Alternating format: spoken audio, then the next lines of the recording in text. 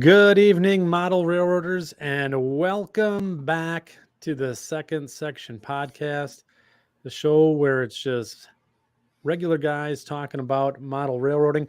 I'm your host, Andy Dorsch, and with me tonight is Mike Ostertag, my co-host. Mike, how you doing? Good. How are you? Hey, I'm upright and taking nourishment, and I truly can't complain. So it's been a great week weather-wise around here. Hey, it has. It's raining. That's fine by me. Raining. Get rid of the snow. Get rid of this snow. Yep. Bring on the 70s. Just get us. It's time for spring. It's not over. This is I know. The calm before the storm. I know. And speaking about the calm before the storm, back with us again is Ralph Renzetti. Ralph, welcome back to the show. How you doing? Anybody I can. Yeah, it's good to see you again. It's very good to see you again. Yeah. You too. Yes. So tonight on our show, we got a really good program tonight. We're bringing back the short line of the show. So tonight, Mike has got a really cool segment in the great state of Maine. And then we're going to have Ralph show us, show us all the secrets and the cool techniques that he has for weathering. And that's going to be fantastic. And then after that, we are going to have what's on your workbench. So very excited about that. We got a lot of entries out in the Facebook group already. It's going to be a heck of a show tonight. So Ralph, I know most, if not all of the folks tuned in this evening know who you are. But would you be so kind as to give the folks listening on the playback or possibly checking us out on the audio, who is Ralph Renzetti? And what do you and what have you been doing in the world of model railroading?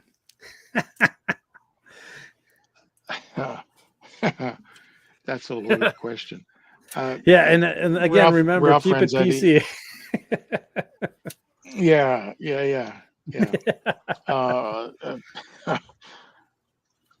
Ralph Renzetti is a guy that grew up with model cars, and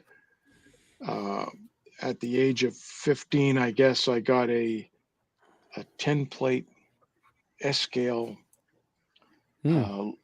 train from Dad that he brought back from Cleveland because he was on a bowling tournament. And it just mushroomed from there. My love of trains never really went away during my youth, but I never really had a layout until my son was almost 20. Yeah. And he said, Wow. Dad, when are you going to put a layout up? Yeah. I've been collecting since my wife and I got married in the 70s. And never had a place to put it up. So my son says, well, Dad, when are you going to put up a layout? I said, you find me space in the house and we'll do it. I said, we could do it together. Yeah. He went to work in the crawl space and he cleared a space that was a good 12 feet by 12 feet. And we put a layout in the crawl space. And the rest is history. I'm here now, which is not in the crawl space anymore. But this was the room that I built as a sound studio for my other son. And when he moved out, I took over. And it's 20 by 10. Okay. And of course I build wine. So that door right there, which has a bridge across it. Yeah. That bridge is an access panel. It lifts, it moves out of the way. Yeah. So I can actually go in, access. I make wine, so I'm the little old Italian winemaker as well. So here I am now. For 20 years, I guess it's almost 20 years I've been doing weathering. Okay. And just go one day at a time, right? You do what you can. If a customer comes up and says, I want this and I want it done like this, and you say, okay, but that's not prototypical. But he says, I don't care. I want it like this. So you do it as much or as close to a prototypical picture. And I always make sure that I always send them a prototype photograph or a couple and tell them that I'm going to work with those photographs, because I don't want them to come back and say, you screwed this up. Right? Yeah, you didn't exactly. do it You don't right. want that. So Mini Prince says that you have an awesome lemon ricotta cake recipe. Is that true as well? Well, there is that. I'm also an Italian food connoisseur. Really? That's why. Yeah. Yeah. So I post occasionally, quite often, recipes on my page, my Facebook page, my personal one. Yeah. That's fantastic. I think the next time I'm up in your neck of the woods, I'll have to stop by for a sip of wine and maybe a quick bite to eat if you'd let me in. I guess he didn't find that one very funny. So okay. And anyways, Mike, I mean, yes. What were you gonna say? I like limoncello. So do I. Isn't that what you have at the end of the meal? To clean the palate? I tell you what, there's in Manitowoc, there is an Italian deli that my conductor and I kind of have made a habit of going to probably once a month. And we go there so often that they know us by name, and they automatically ask me if I want 2 pieces of limoncello to take home to my wife. And of course, how do you say no to that? Yeah, but hang on a second. Hang on. Whoa, I Mike. thought limoncello was a drink. is a liqueur. It's a liqueur. Okay, but you know what? This is a piece of cake, and it's called limoncello. But you didn't say that. You didn't say that. You said limoncello. Limoncello is a drink. That's a name. I thought it was a drink that you have at the end of the meal. It's a cake that they call limoncello. Honestly, next time I'll show it to you. It's actually brought in by it's actually made in some bakery down in Milwaukee or something like that. Some Italian bakery. It's amazing. So to get us back on a bit of the track here, yes, Ralph. So you also have essentially a Facebook art gallery there as well, don't you? You have let me see here. Say that again. You have your own essentially model railroad Facebook weathering art gallery. Page. The weathering a touch. Yes. Yeah, the page. Weathering a touch of yesterday. So I'm going to go ahead and bring that up. Let's see. Okay. So you're out there posting quite a bit on the page that you have. Not only are you showing basically what you've been up to, but the different I guess techniques and results that you've been getting with your weathering. Yep. So he's got a fantastic gallery out here, and then you also share your thoughts and tips and all that on how you achieve some of this stuff too, right? Mm-hmm. Yeah. All of those trucks start off with Rust-Oleum, furniture, chocolate brown, outdoor spray paint. Yeah. Except for that one that had a silver backing, so I try not to eliminate the silver. I try to work over it. Sure. You see, that would have been cool. The BNSF. So you have Burlington, here, and I forget who else had the silver. I don't know. So you would have the rust coming through the silver and that sort of thing. Santa Fe had silver trucks, didn't they? They did. On their passenger fleet, yes. Yeah. So you have all this good stuff out here as well. So I'll put that in. Oh, look at this. If Sharing somebody's different. interested, Andy, Yeah. if you go through that list of pictures down near the bottom, you don't very often get photographs of rooftops. Hmm. And I have a whole list of rooftops that Oh, that's right.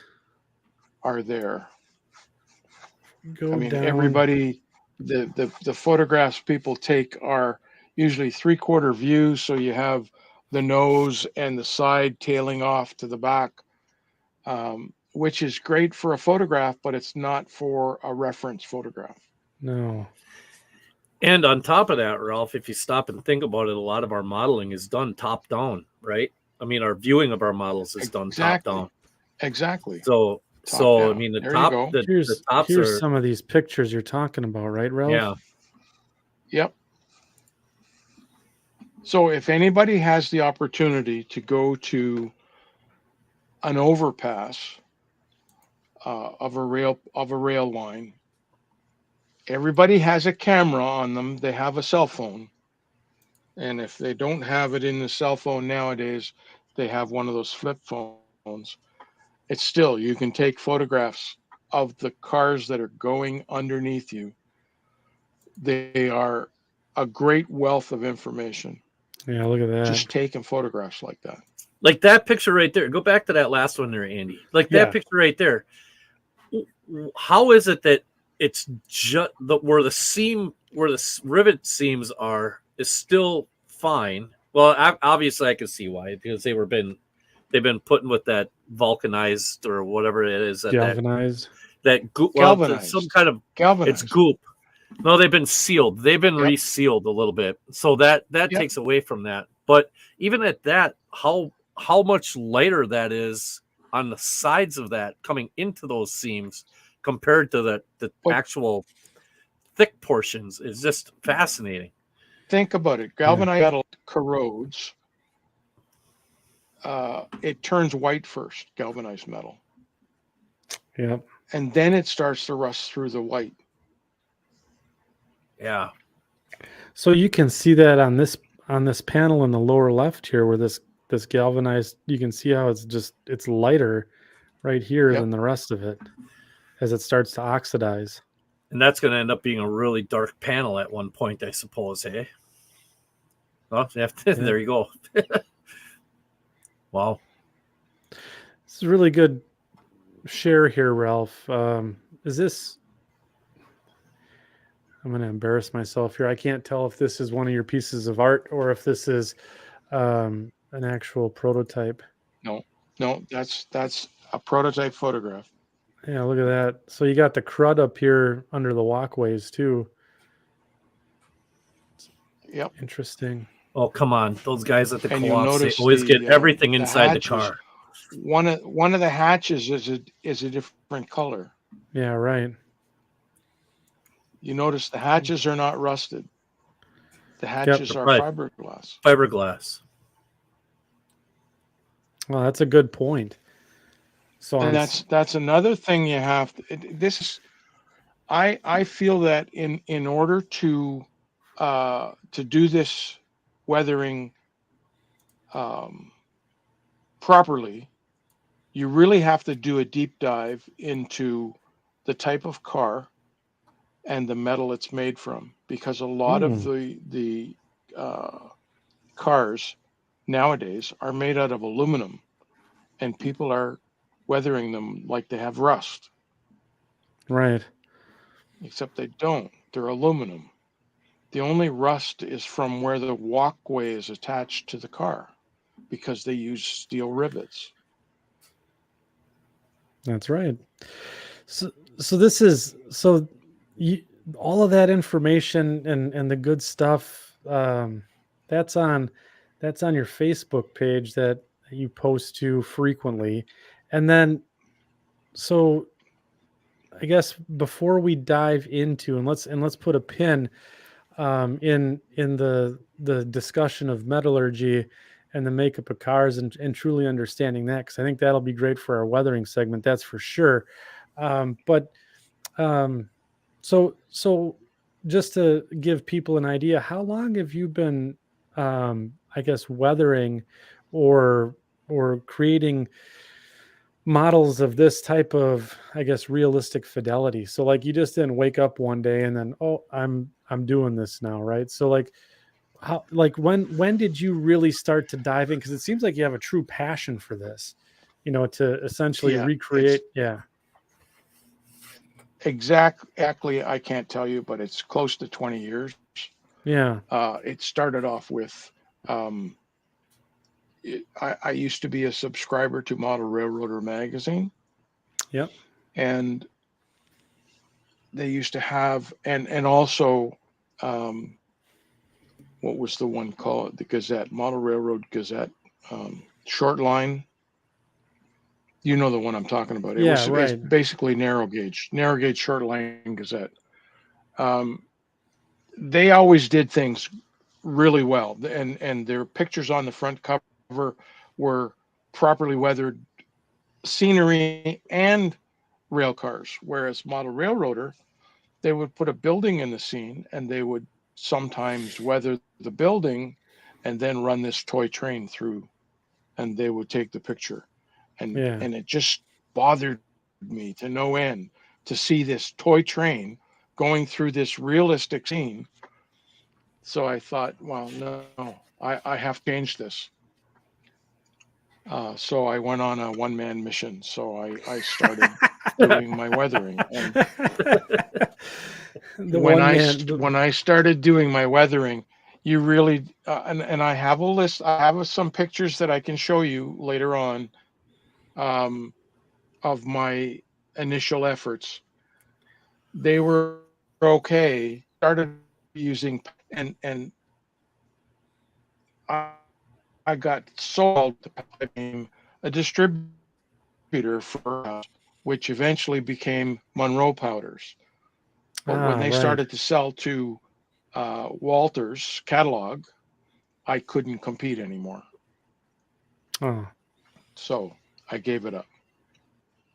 Hmm.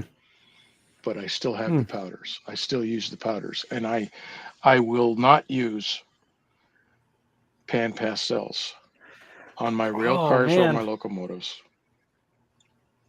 I have them, So but I won't use them yes. on those. I'll use them on my scenery, but not on moving parts. So well, I'm just writing all this stuff down because there's going to be a lively debate I feel coming our way this evening with the pan pastels. So let's dig into that as well. But And that's okay. so yeah. So Ralph, I notice you've been on multiple shows, um, and various other, I guess, YouTube and model railroading, I guess you could say press outlets. So what you've done a little stint with Train Masters TV with Model Railroad Hobbyist. You were on that. No, see, the name's in the way. What do Model you what's Railroading on your shirt? University. And you've been on Model Railroading University Model as Railroad. well. There you go. Yeah.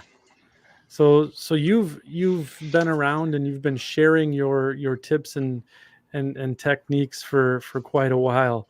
So I And guess basically the things that I've been sharing is with this mineral based stuff and mm, some powders, but and powders. mostly the mineral based stuff. Yep. Okay. And then just out of curiosity, to just touch on the subject very briefly, how do you feel about acrylics and weathering? Do they have their place? Yeah, sure they do. I use Okay. them all the time. Okay. I just I didn't know use if we, acrylics. yeah. I use watercolors. I use oil based, mineral based products. I use enamels. I use oil paints like artist oils. Yep. Um, I use dull coat. I use acrylic clears. Um, I use it all. Yeah. So And on so one that's locomotive, I probably have used it all on one locomotive. really. Yep.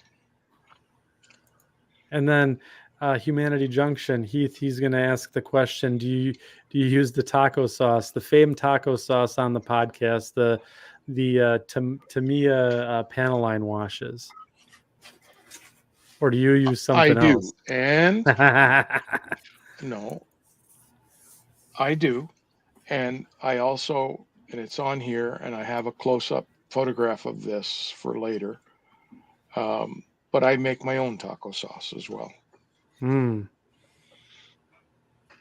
Okay, so Ralph, would you? There's been a couple of questions that have been coming up that I would just hate if we didn't ask right away. So, Otter Creek in Rio Grande says, so after the research step, what is the first step? So, for example, I think there was a question earlier on that said, "How do you know what the box or what the cars are made out of?" So, in terms of the metallurgy and stuff, and I guess we're just getting right into it, and that's fine. So, how do you go about determining and understanding? So like cars today are made out of aluminum, right? Did you know if there See, was this is where you're Well, not all of the cars are made out of we have aluminum, though. That's right. That's right. We have a car company up here. I can't remember a national car. Yeah, National Steel Car. National NSC. Rail Car Corporation. Yeah. Something like that. National Rail Car. They make mostly aluminum grain cars.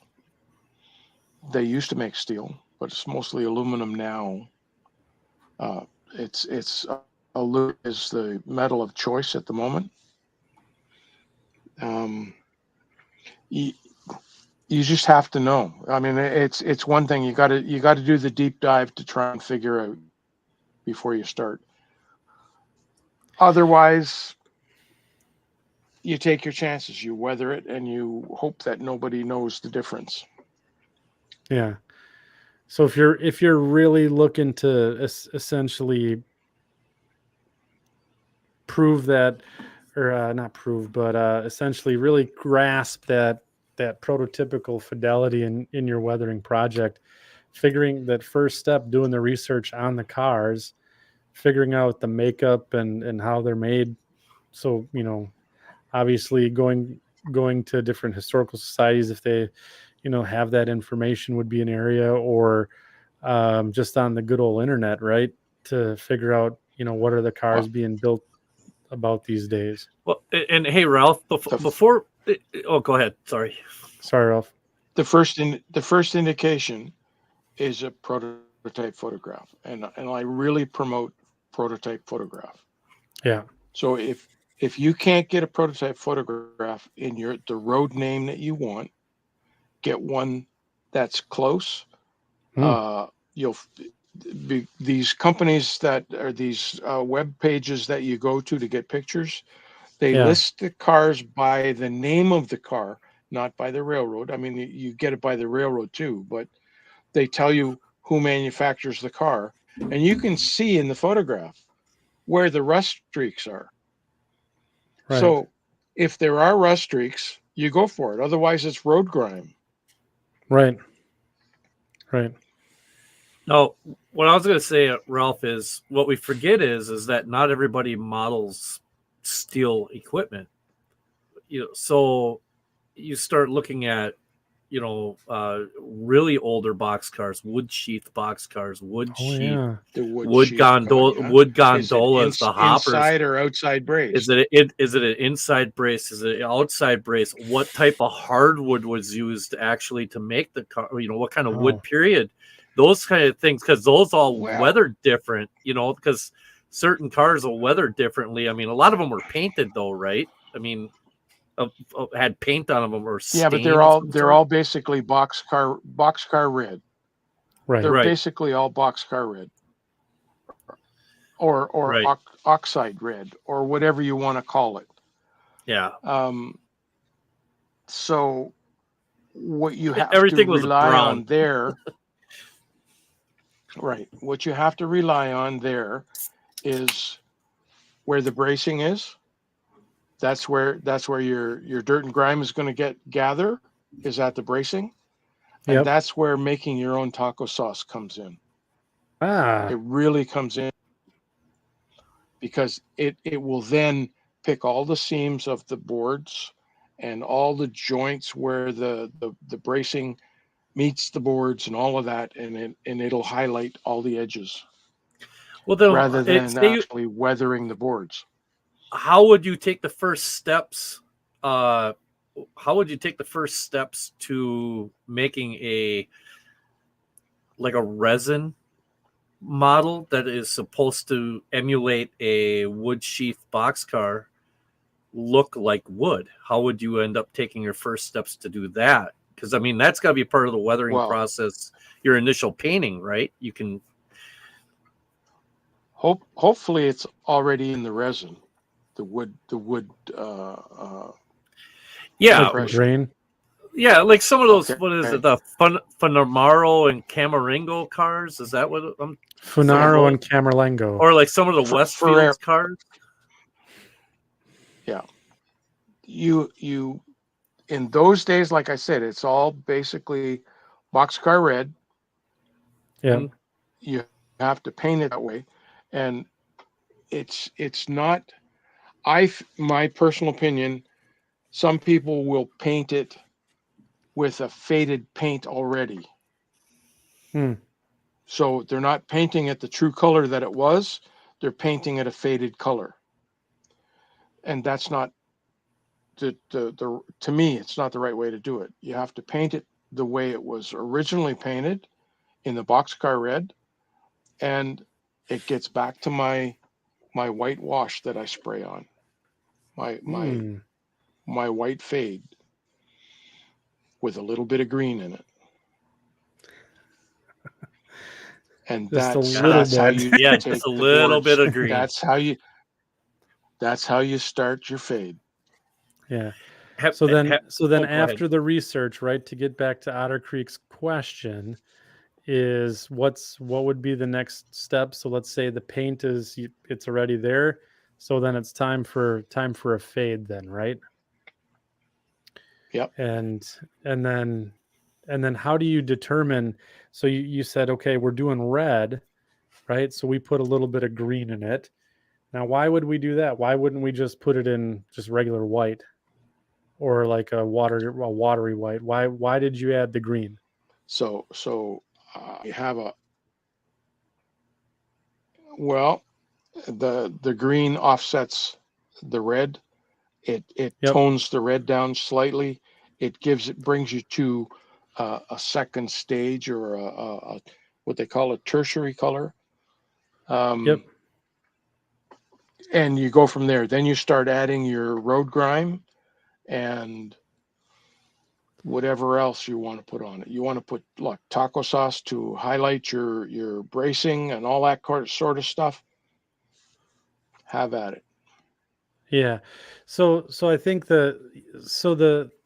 we talk about like the color wheel, right? So green, isn't green kind of on the other side of the color wheel from red? It's the direct opposite of red. Yeah. So to tone red down, or to essentially make it cooler, to give that appearance of fade, you add just a tiny bit of green to it, to essentially pull that warmth out of the red. That's right? Yep. Okay. So would you say I don't have my So Ralph, would you say that would be like to do that? Would you say it would be kind of like a 20-to-1 ratio type of thing, like 20 drops red to 1 drop green, or is that even too much? When I mix a bottle, I'll take that's my Tamiya bottle. It's an empty bottle. I don't know whether you can see the level in there. Yep. The level is probably right about where the curve starts. So with that, the liquid basically is alcohol, 99% alcohol. And I put 10% paint. So 10% of that is probably going to be down here. And with that mixture, I'll add maybe 3, 4, 5 drops of green. But that's white. That's my white mix. That's my fade. 10% white to 90% alcohol.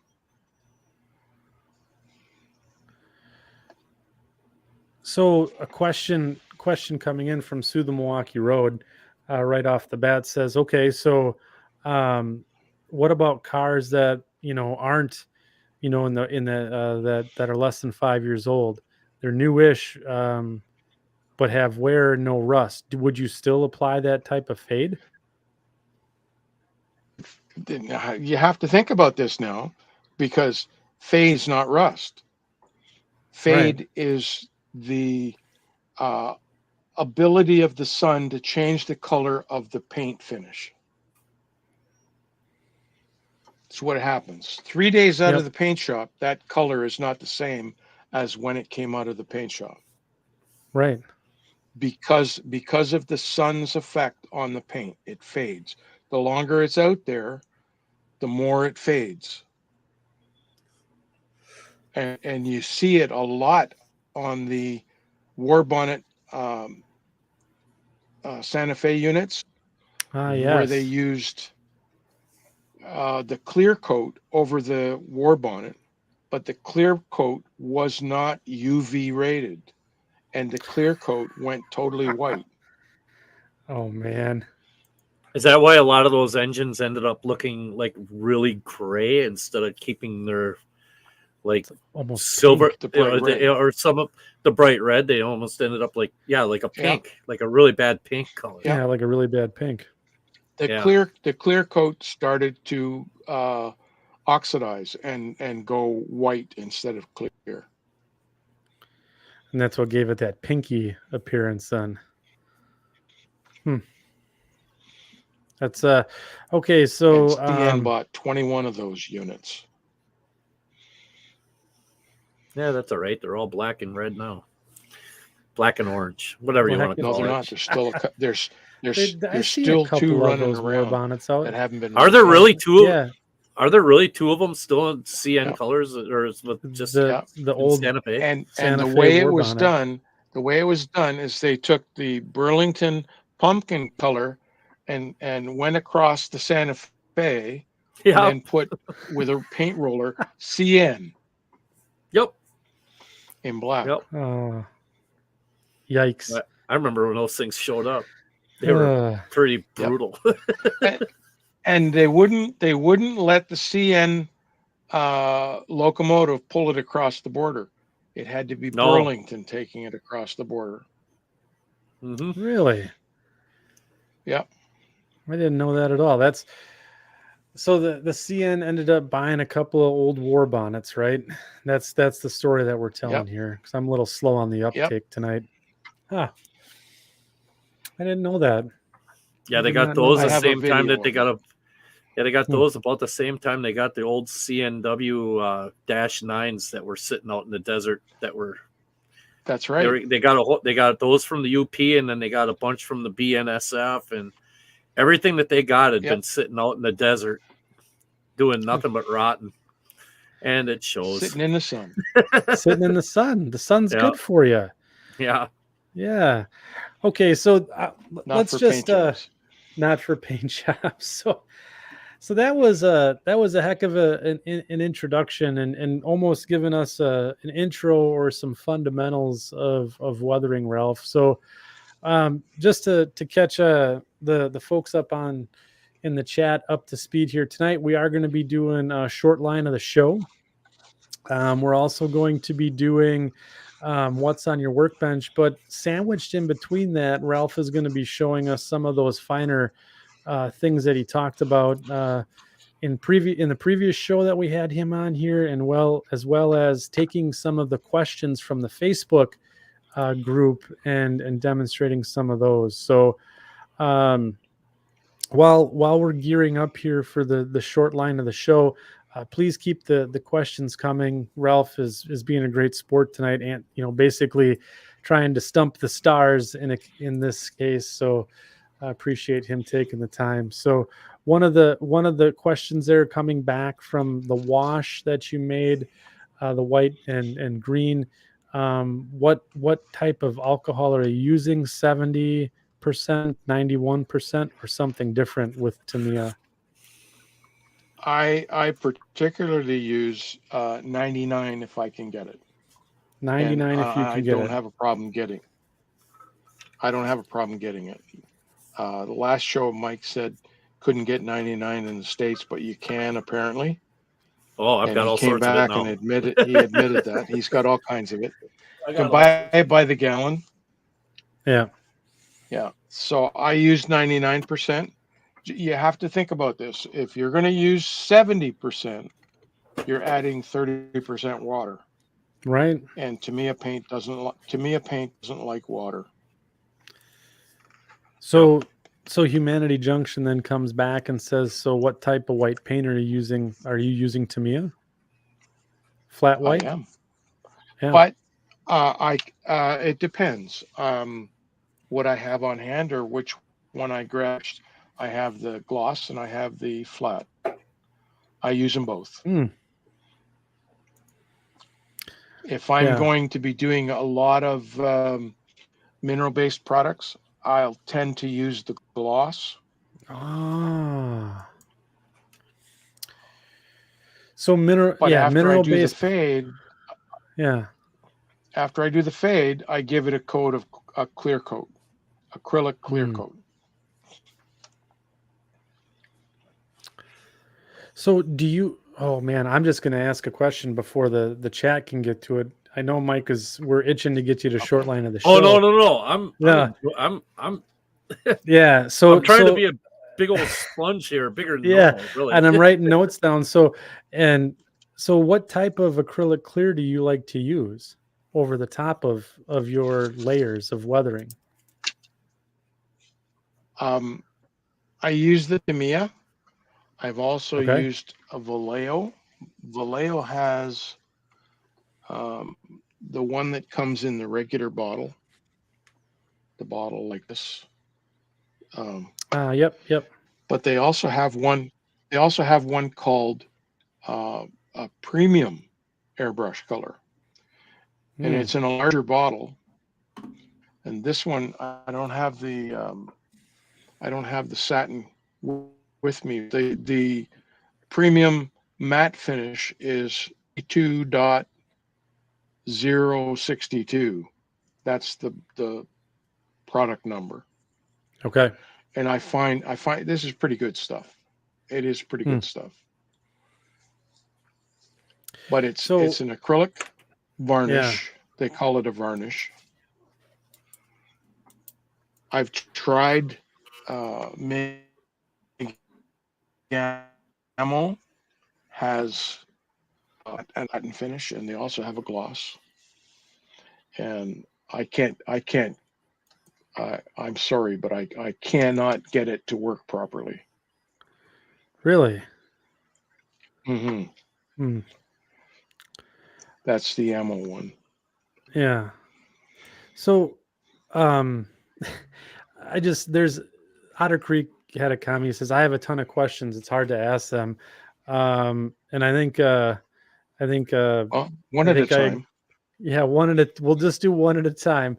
Rapid fire. Rapid, but I think this show is pretty much gonna just start with let's do a question and answer session, and then we'll take breaks here and there to sandwich in the other comments. So just the unasked questions are the worst. I agree with you there, KA. So let's make sure that we get our questions up there. I'll do my best in production mode here to try and put them up there for Ralph to answer. But yeah, so and then just one follow-on question about the clears, and I apologize on this one is, so what about like rattle can stuff? Do you shoot everything out of the airbrush, or do you kind of shy away from the rattle can stuff? Wonderful. I stay away from the rattle can stuff. I've had a couple of experiences with rattle can stuff, and I don't like it. First off, Okay. dull coat.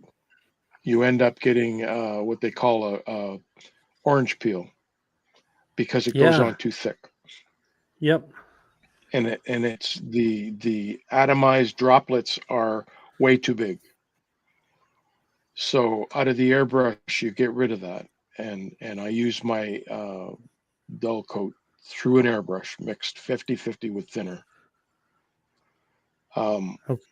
BMS clear varnishes. I've never used them before. I can't speak to them, but if they are an acrylic, I don't see why they wouldn't work. Heath, human City Junction, he mentioned Krylon. That was the issue I had. I used a Krylon after almost a month of doing a 1954 CN paint job on a RDC. I had the stainless steel all nicely done.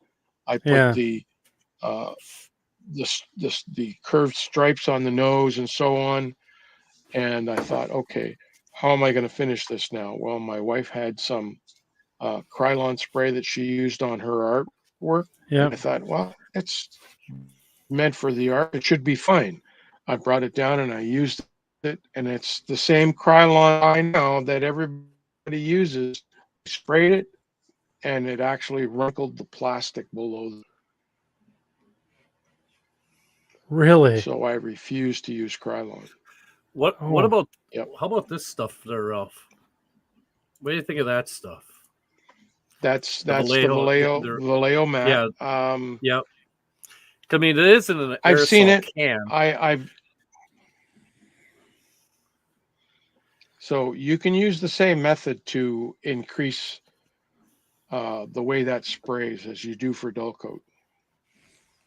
And I don't know whether you're familiar with it by putting it in hot water.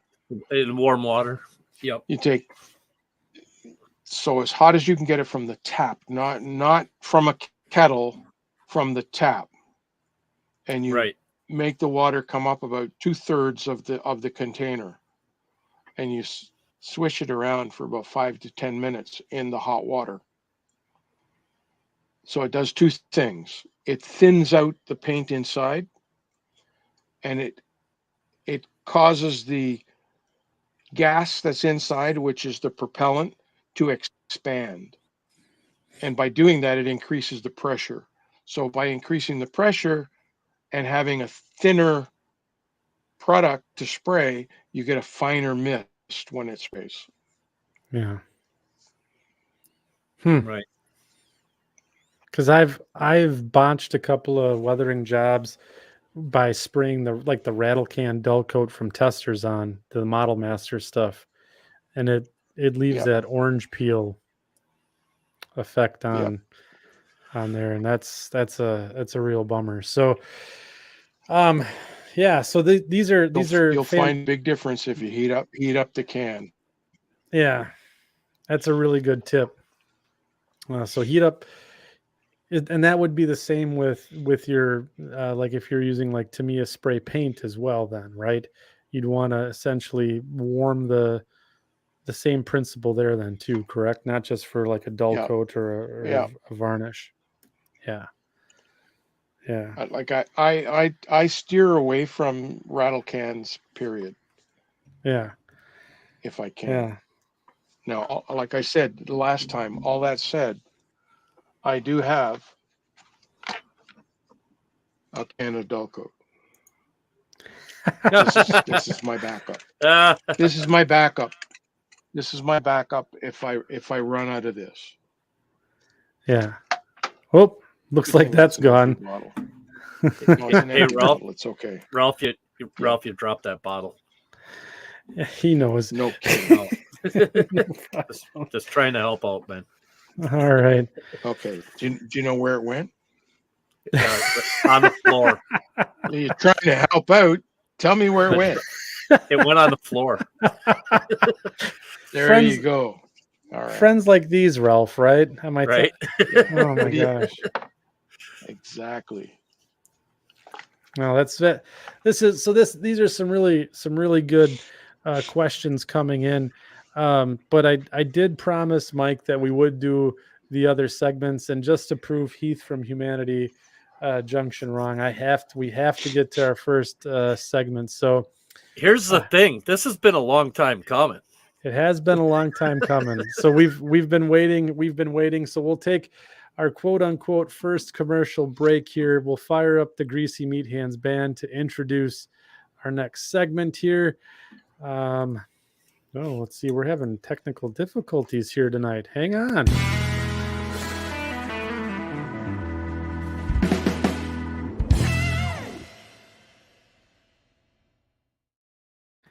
All right. The bumper from the Meat Hand band indicates it's time for Shortline of the show. Mike, you've been dying to get on tonight to talk about this short line. Yeah, this is actually something I never thought I'd be really that excited about because, okay, we're in the state of Maine, right? Yep. And we're in Wisconsin. I'm actually okay. I'm physically in Wisconsin. Okay, yeah, but okay. So he's also a comedian, man. folks. Yeah, right. He's gonna be here all week. Just make sure you tip the waitress. Yeah, that's right. What the thing is when you think of Maine, everybody, I shouldn't say everybody, but one of the first things when I think of Maine, one of the first things I think of are the narrow gauge railroads from long ago, the 2-foot railroads, right? So that's where I thought I'm going to do that.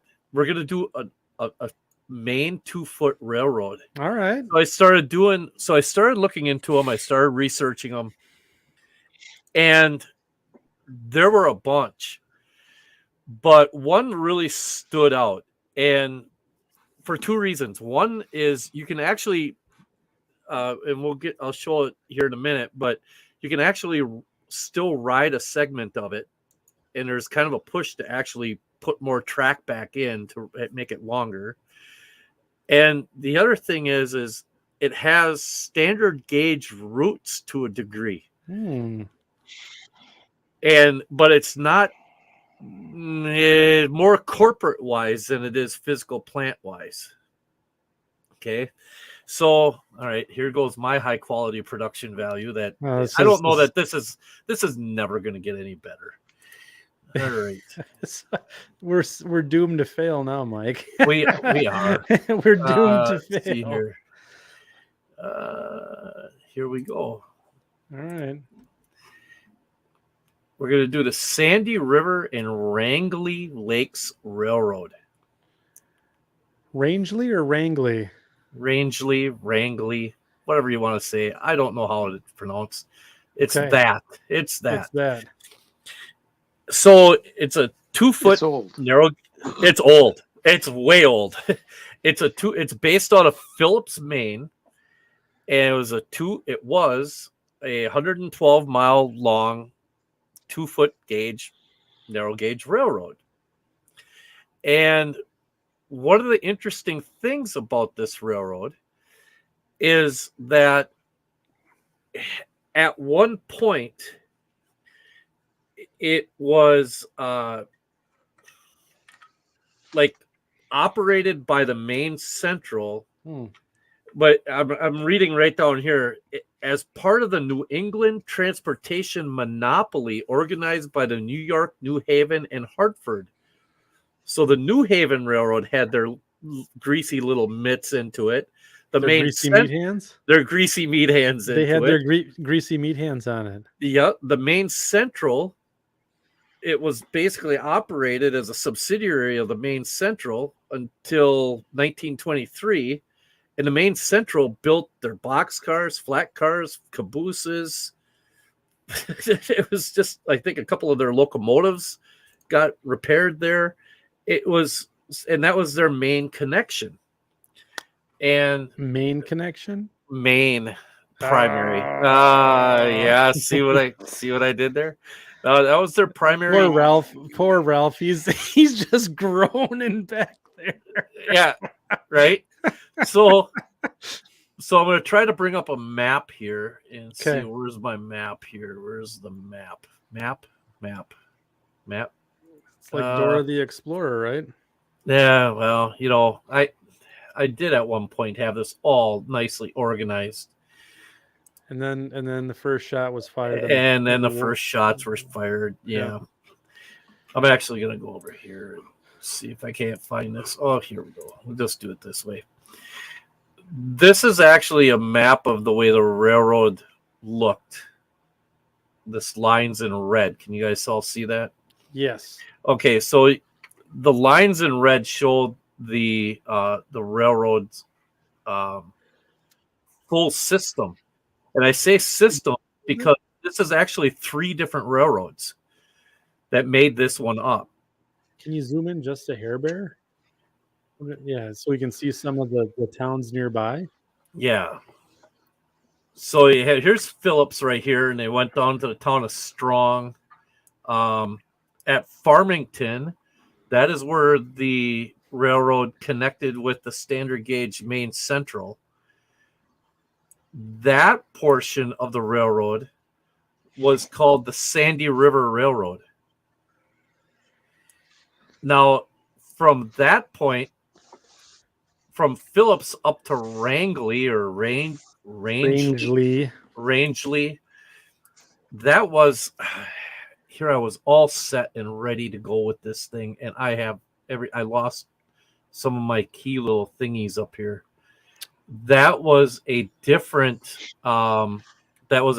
railroad, and then from Strong up through the Carabasset Valley through Kingfield, that was a third railroad, and it all was under the one railroad moniker, the Sandy River and Rangeley Valley, whatever. It was this. Yeah. So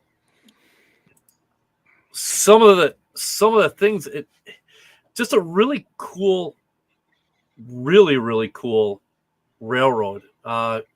So when it came, well, this is a model of it. See, this all got screwed up here. My thing got all messed up. Why not, right? Yeah, it's all right.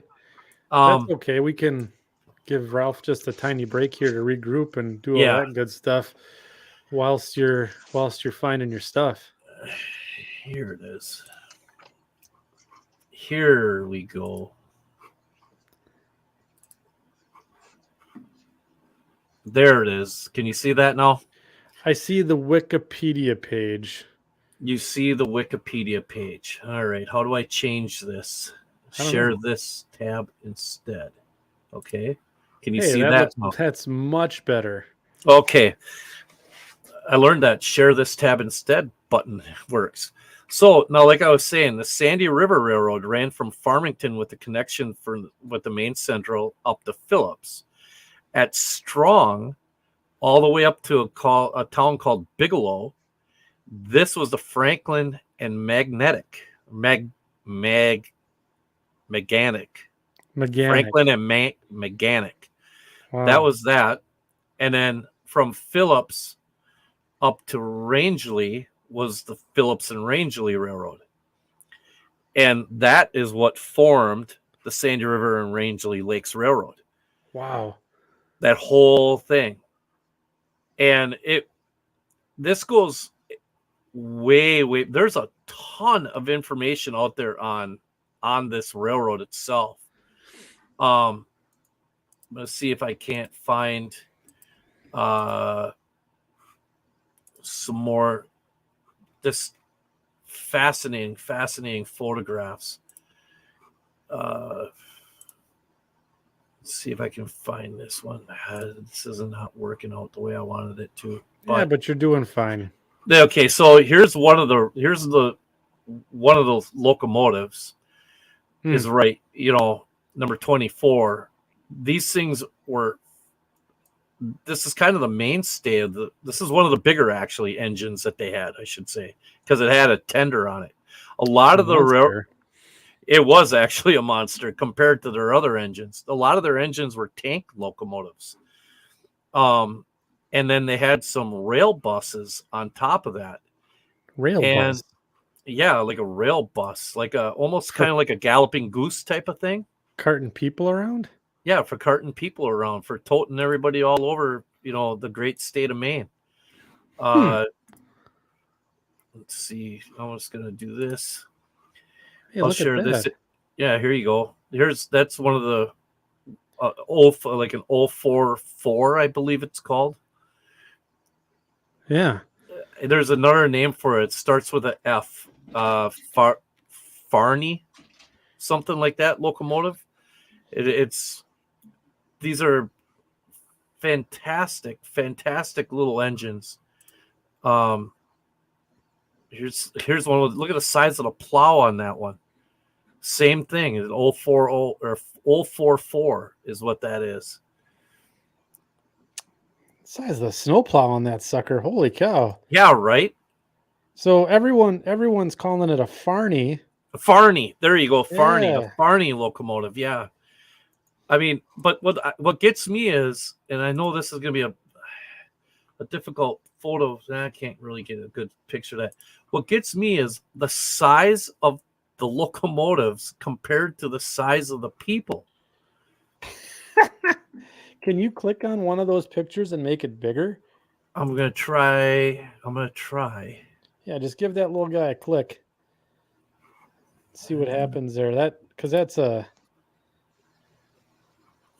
as big as it'll let me go. That's as big as it'll go. All right. Yeah, that's as big as it'll let me go. So, but here, better yet, let me see if I can find this right here. Now, there's going to be a link in the show notes to this video. I stumbled across a black and white silent film of this railroad. And here, I know you should be able to see this. So I'm just going to run this here for a few minutes or for a little bit. And it's a silent film. And the beautiful thing is this thing is really well done. Like these are the rail buses right there. That's what the rail bus by that depot back there. Yep, and there's another one, and they've got that little trailer thing on it. I believe those might have been the two big ones that they had. And they would just that was what their passenger trains were for a little while. Like, and that's how they got stuff done, and that's where they got people from one point to another. But look at the size of the people compared to that. I mean, the stuff is so small. Wow. The equipment is so tiny. The gauge of the rails is 2 feet. Yes, 2 feet. I mean, this is basically like what you see at the park, on a summer day with the 7-inch gauge. Yeah, it's incredible. This is what I found was absolutely fascinating was the sheer. You'll get a really good case to the sheer size. Now this right here is standard gauge. This is the narrow gauge. Now this is all standard gauge equipment to that car's to the right of that. Now check out the size of that locomotive, and that's not that big of an engine for steam days compared to that rail bus. Yeah. Wow. That is absolutely fascinating. And it just stopped and everybody just kind of got out of their own door. They just went and got out. Unbelievable. This is, if you have an opportunity, click on this, click on the link. It's about let's see, how long is this? About 24 minutes. Yeah. Here's another good example. Look at the size of the rail compared to like you said, it's like Bay Beach. Yeah, it's like Bay Beach. Or like a 7-inch gauge stuff. It's so small. What is that? Oh, it's just Split Rock is just cracking me up with some of the comments here. Like, I mean, Brandon says he wants this in his backyard, and you probably could. You probably could. But look at the power this thing's getting. I mean, with plowing snow, that there's a good use for that big old snow plow, right? Yeah, right. So Relatable 100 says, so where the link is where, so we do have it in the show notes tonight. At least I thought I did. I did save it out there. And then Humanity Junction also put it in the chat tonight as well. So go out there and certainly check this out. And No, they did Bernard's, have some of their.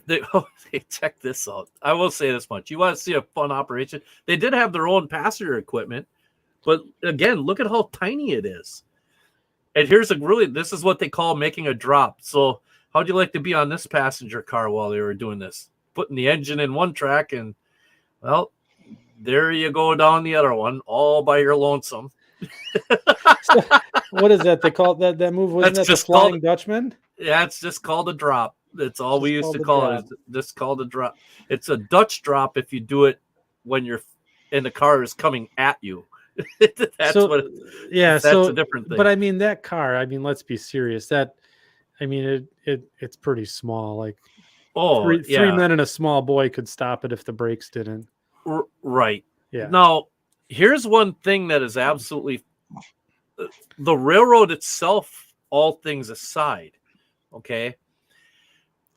There have been several people, it looks like, that have actually modeled the railroad. Really? Yes. And a lot of the equipment is available in brass, or was it? It's an HON 30. Okay. Why don't you pull the right tab up there? Yep. There we go. Here we go. So I'm looking at Phillips. Yep. And here's a model of what Phillips looks like. Here's one of those rail buses. Oh my gosh! Is this model railroader? Has he got a website too? No, this is the, let's see, what is Sandy River and Rangeley Lakes Railroad in HON 30. And 30. Yep. And it just goes through his whole layout, the whole thing, town by town that they did. Like here is the town of Strong, and how he's got, obviously he has this Plywood Pacific right now, but I mean, so Dave Berman's asking, didn't Dave Frary from Model Railroader do that? Well, funny that you would say that, because yes, the Carabasset and Dead River Railway by Dave Frary and Bob Hayden is a freelanced railroad that is loosely based on the Sandy River and Rangeley Lakes Railroad. Unbelievable. Yes. So if you have the October of 1980, and here's what, let's see here. This is what the cover looks like. The October of 1980 model railroader. If you can track down a copy of that, that is where that railroad's in. Paul August is saying Lou Sassy. Is that? I thought it was Bob Hayden that did this, but maybe Lou Sassy did it also. It's tough to know. So, but it's very interesting. Yeah, and let's see if I can find the. Let's see here. No, I got more tabs up than I needed. Mike's in the rabbit hole, right? I'm in the rabbit hole. Ralph thinks I'm gonna. Oh, here we go. Ralph thinks I'm going to be doing this and scrapping everything I've got. But here, and I'm sure somebody else is gonna come up with that too. But here's a Sandy River and Rangeley Lakes locomotive.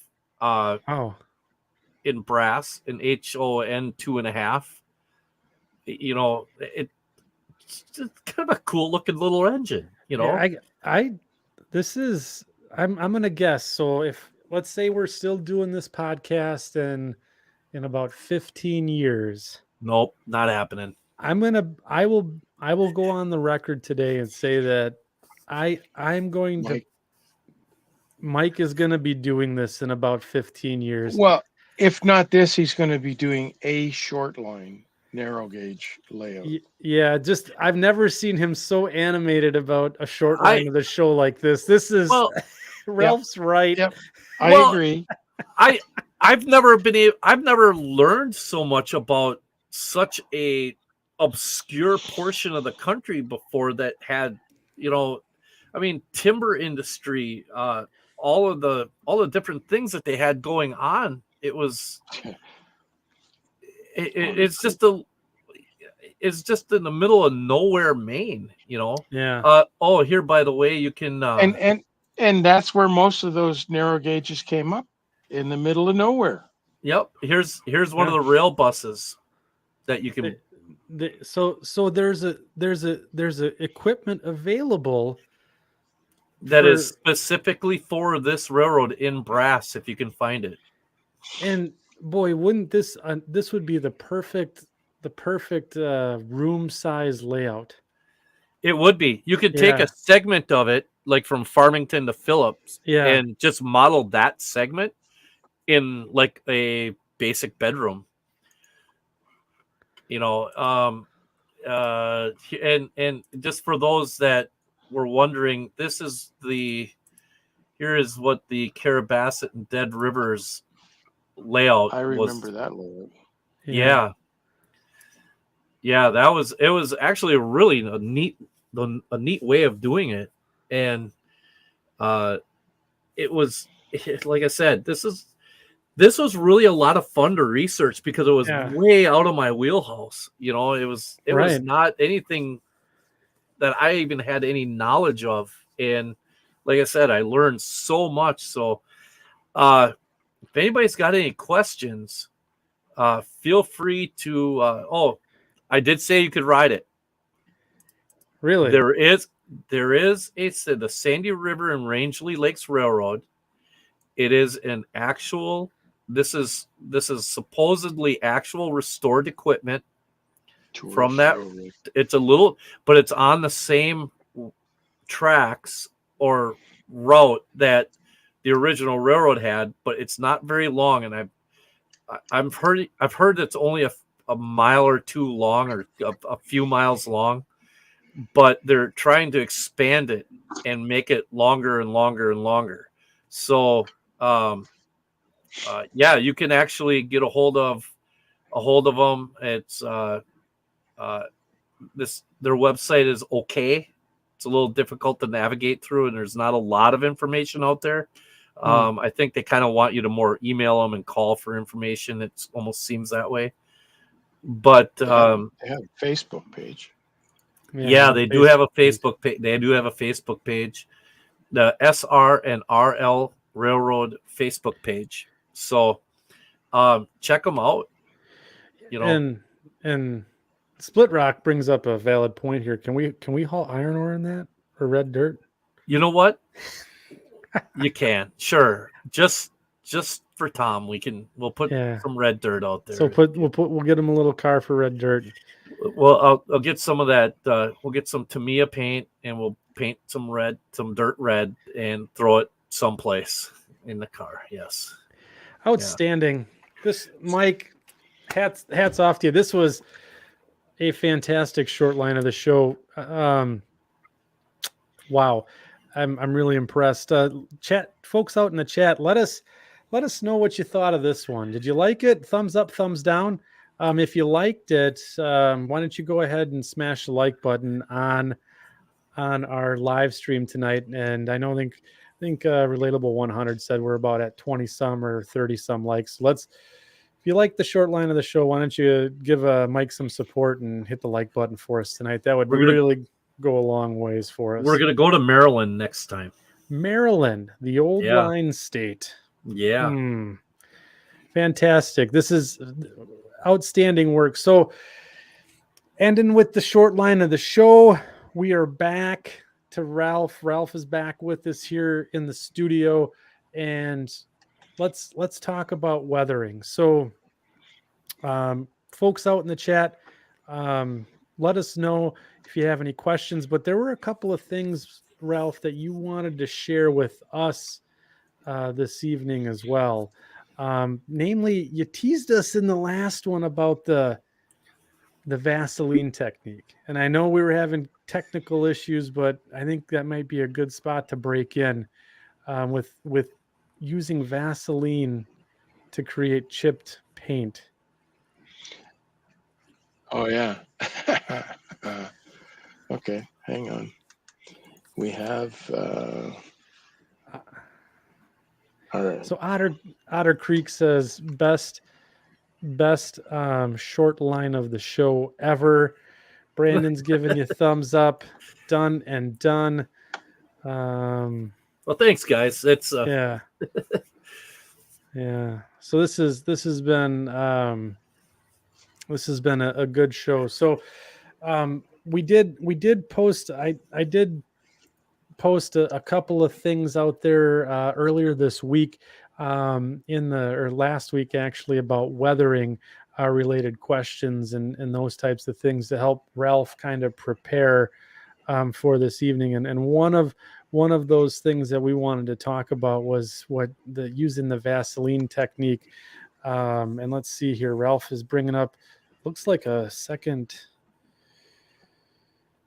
page here. Let's see if this will work. You see? Just give me 1 second here, Ralph.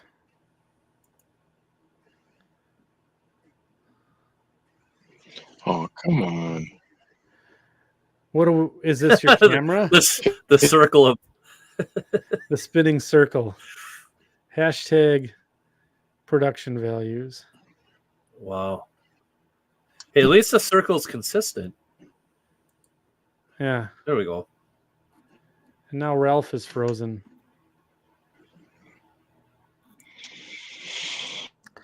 I can hear Ralph, I think, in the background.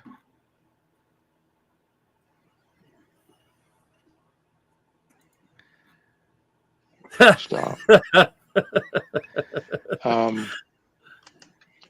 Since you played a video? Yeah. Okay. Okay, so a little bit of preamble to this. Yes. The sticks that he's using, I oversized them so that you could see what they look like. So I've stained them with Hunter line stain, creosote brown, and creosote brown. I was going to do this other camera is not working, so I was going to show you how to, but there's a video that I've got here attached to this. And what the guy's doing is he's using his X-Acto knife, and he's trimming, like scoring the boards and so on, and it looks like it's wet. Well, he's doing it with some sort of varnish as well. So then he cleans it off, and when it's ready to go, he then puts it onto the Vaseline surface that has paint on it. So what I've done, and I can only show you now, I have a board here that I've taped wax paper onto. Aha. And you coat this with Vaseline, and then you come back with a paint color, and you spread it on the Vaseline, and you may have to go back and forth quite a few times in order to spread it out evenly, because water and oil don't want to mix. But you can get the paint to spread out a little bit more evenly after working it a little bit. Once that's done, you take the board, which has been sealed. I've sealed these with a matte medium. You then take a gloss medium, and it can be, to me, a gloss, or you can use an artist gouache gloss. This is Liquitex. And you take a small brush and just put dabs of clear randomly on the board. And then you take that board and you place it down on the painted surface. And the next one. And the next one, and so on. And when they're all on the board, I put something heavy on top of it and I let it sit for at least 12 hours. Okay. And then what happens is the gloss medium, the gloss varnish, sticks to the paint that's on Vaseline. And when you peel it off, that's what you see. The paint is on the board, but it's random. It's not like a full coat of paint. Yeah, right. So let's see if I can get the video. Hey Ralph, I have a question. Yeah. Here on that. Okay, would it be better to use like an artist oil rather than like a Vallejo or something like that, or even a Tamiya paint, because to try to get because like you said, oil and water don't mix.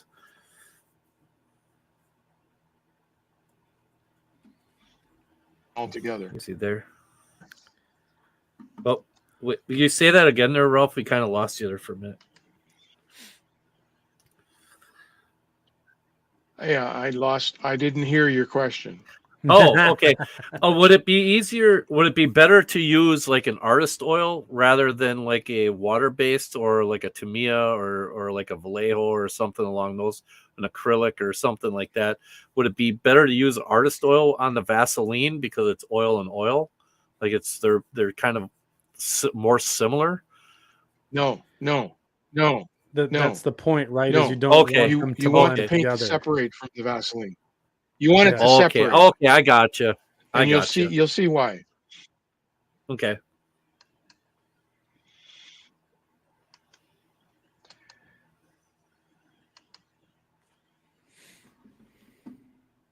Can you see that? Yeah. Do you see that? Yeah. Yep. Yeah, we can see that, Ralph. Okay. So there's Vaseline on here, and the paint has been spread out over it, and I've taken boards off already. Yeah.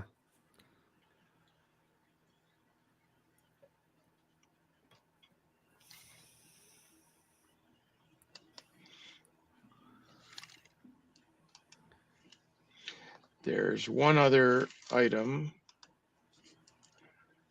If I can get it to work. Come on.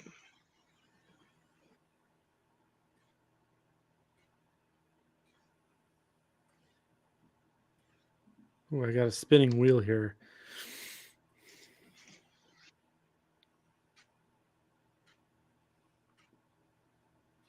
Yeah, he's just froze on my side. Yeah, he's froze.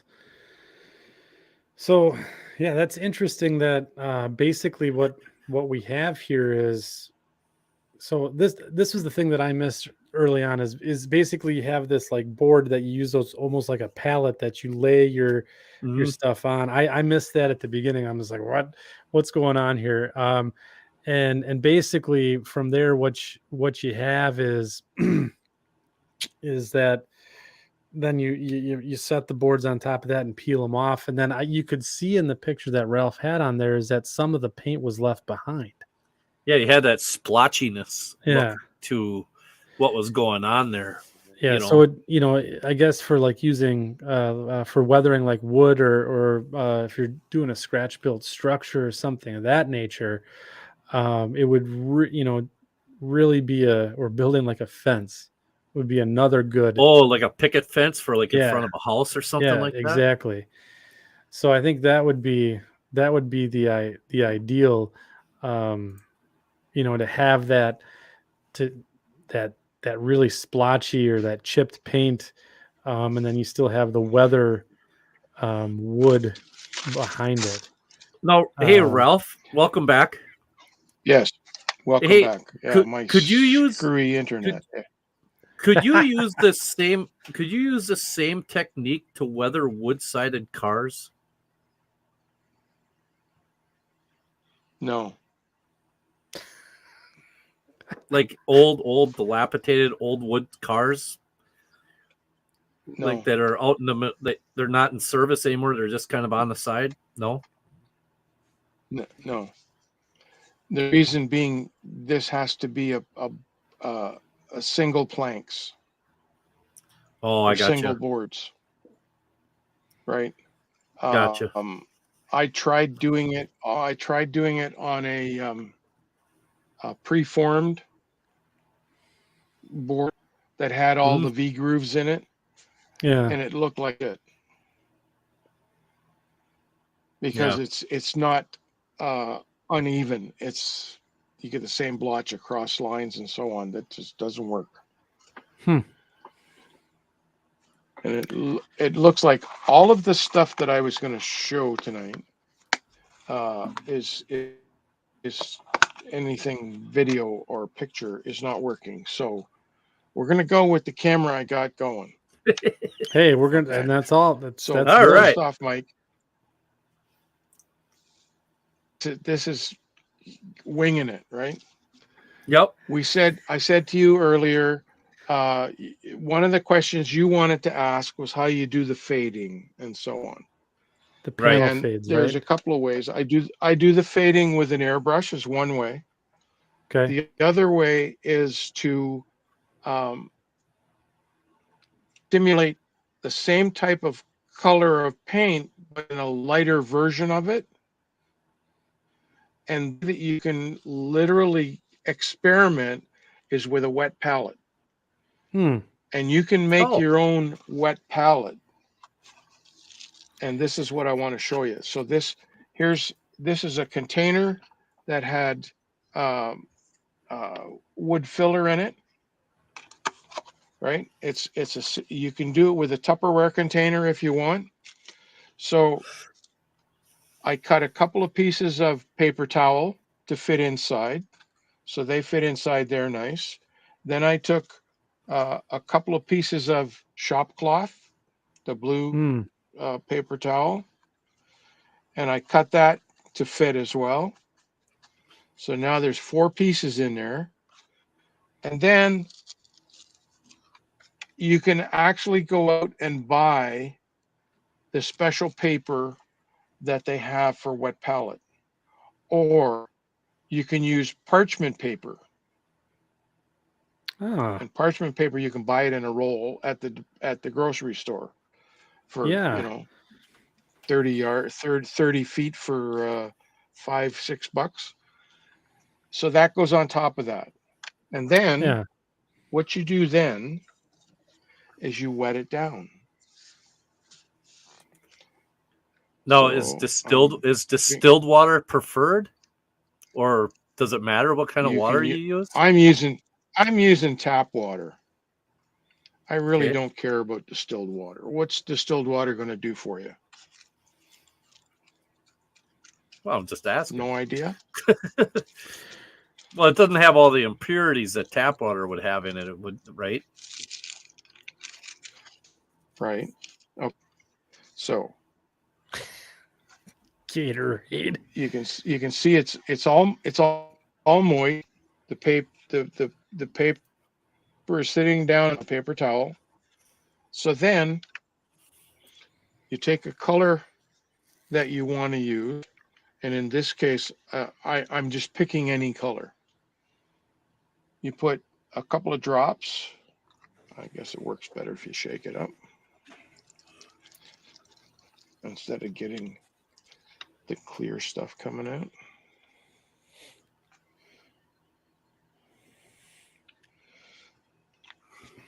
And this will stay for a week or so, maybe even longer. Really? Yep. And we're talking acrylic paints. Yeah. No, that's really weird. Why is my white not want to work?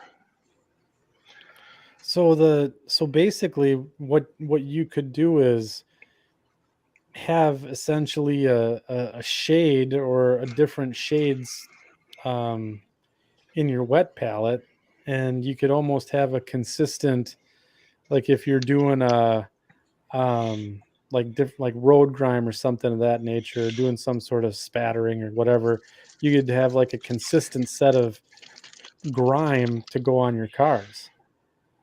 Or you don't have to figure Except out this what. is not going to work for grime.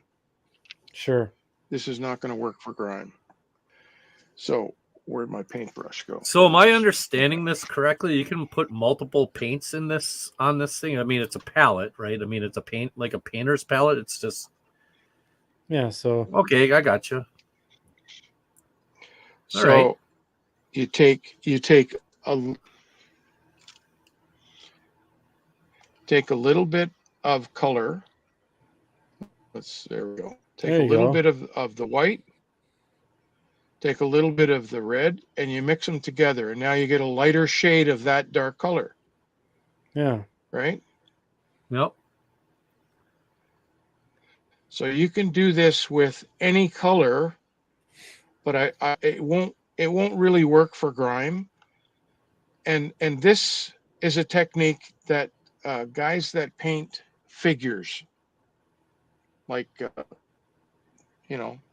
like the military guys and stuff like that, use the maybe like military figures, or Warhammer tabletop Right. gamers, they use this technique as well. So you can get all the skin tones and everything by mixing your colors. And this, once you're done, and you're done for tonight, put the lid back on it, and away you go. You're ready to go. So, this is not working. So then this technique, so let's say, okay, here we go. So on those two doors, I put a lighter shade. You can see the color. Yeah. I did some more over here. That's cool. I did the same over here on those two doors. And I think I did it on the top of here. That looks good. Yeah, the GT unit's such a pretty unit. This is done with your taco sauce, by the way. Ooh. So now I found out. Go ahead. So you could use that like for ribbed covered hoppers or something like that too, right? Where you have a bunch of panels that really wouldn't be fading all at the same rate. So like you have one panel a little darker than the other, lighter.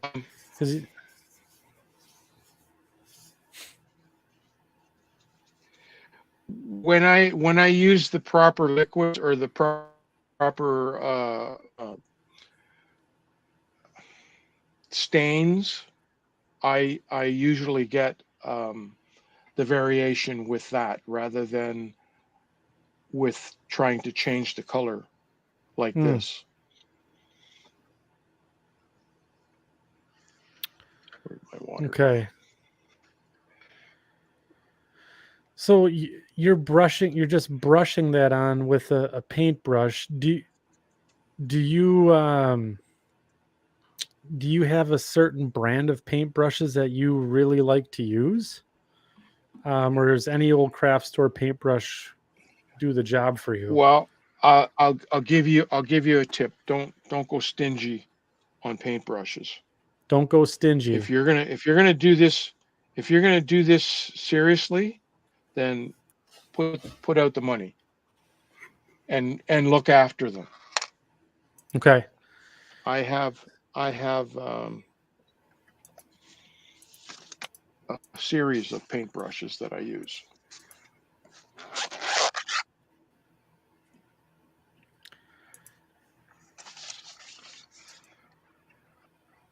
So I keep them in a holder like this. Oh wow. Oh, that's kind of a good idea. One of them's come apart. That's one of the expensive ones. Which one did it come off? Oh, there it is. My choice of brushes is one like that. That's the way it comes to you. It's still got that. It's almost like a hairspray that they put on it to keep it. But it's a rounded sort of flat brush. Yeah. And I use this type of brush for doing my stains as well.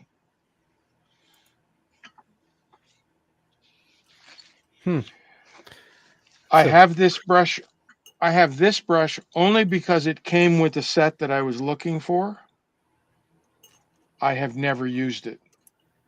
And you'll see a lot of the guys are using a brush like this to apply pan pastels and just fluff it on. Well, that to me, that does not work.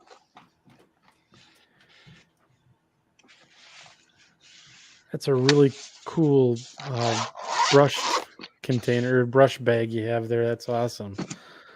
So if you look after it, how do you essentially, like, okay, so how do you take care of your paintbrushes, right? Is there a certain thing to do when you clean them? Do you just throw them in a jug of water? Is there a certain process that you have? Because if we're going to spend the money on a good brush, we certainly want to take care of it, right?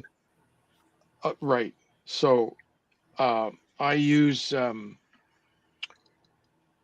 don't know whether you guys have it down in the States. We have a bar soap that's called Sunlight soap. Okay. It's a laundry soap. It's basically an oil soap, an oil base. So wash it as much as I can. If it's an acrylic, I'll wash it as much as I can with just water. Yeah. And then when it's wet, I'll rub it on the bar soap, and then the palm of my hand, I'll just keep doing this, but like down this way. So you keep all that little pocket of water there, and it keeps swishing around, making suds. Wash it off, do it again. And when you're done, you don't have paint that's forming down by the ferrule or ferrule, right, whatever you want to call this metal piece. Yeah, the ferrule. You've cleaned it out basically, and then when it's done, you always try and get the bristles to stick together. When you start to use a brush, if you're using acrylics, wet your brush first. Don't use it dry. That's a good tip, because I'll go in there blast and dry, and then it just kind of gets all kind of craggy and kind of messed up at the end. So I saw, I think it was Sue the Milwaukee Road. He used like Dawn dish soap. I think in one of his videos he talks that about works. Brush care, and basically he does the same technique in the palm of his hand, but he makes like figure eight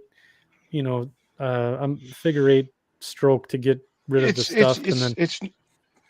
It's not that you're scrubbing the bristles. All you're doing is getting bristles to move around. Yeah. Right. Yep. And he's a figure eight, so that's fine. I do it in a circle, and then I go in the opposite direction. But I don't scrub it right down hard in my hand. Dawn dish soap, I would be careful, because a lot of the bristles have natural oils in them, and you want to maintain that. Dawn will take it out. Really? Yeah. So, like, what about like brush cleaners? So Heath from Humanity Junction's asking, what do you think of Master's brush cleaner or something? Or, I'm gonna guess That's fine if you want to spend the money. Sure. I don't know how much it's worth. It's probably about $6, maybe more. It'll probably last a long time too, but yeah. Okay. That's good to know. So you're doing different colors on the panels. That's a really neat technique by using the wet palette there. So one of the things I found out with the taco sauce in doing this locomotive, I've sort of promoted quite often odorless thinners. Odorless thinners works really well when you're using this stuff, the stains, the MIG ammo and the AK interactive. When I did with the panel line,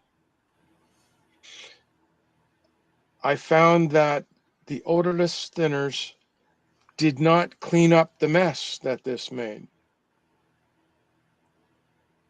Really?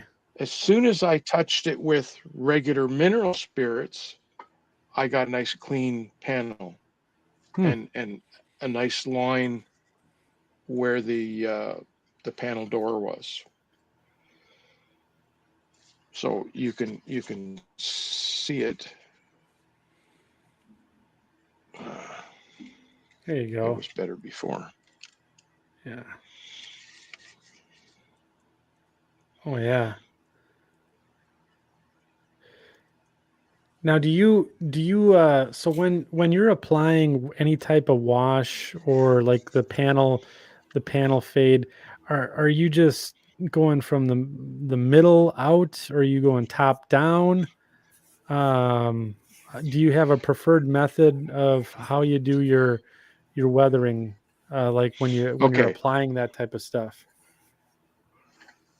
This is a poor example to use to tell you.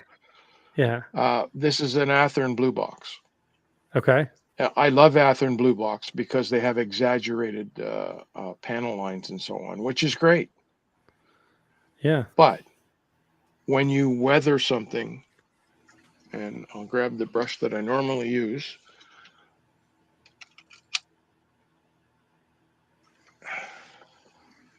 So when you're weathering something, you're coming down from the top, the same way the weathering happens. You're coming down from the top. But with this walkway here that you can't get off the shell, it ends up getting in the way. You can't get your brush down to the bottom. You can't get it to go past, which is what you want it to do. Athearn Genesis, Atlas, Cato, the walkways all come off. But Bachmann and these blue box ones, the walkway doesn't come off. So you have to literally change the way you do it and go in the opposite direction. And by going in the opposite direction, you're getting the weathering to go the wrong way. So you have to make sure you keep it darker at the bottom than at the top. I see.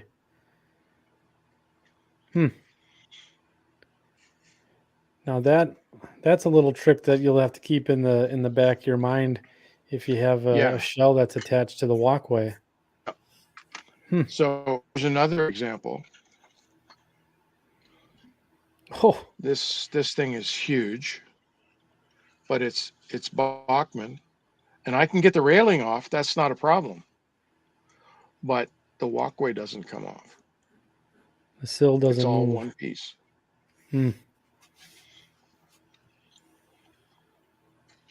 That's can be a real hindrance then.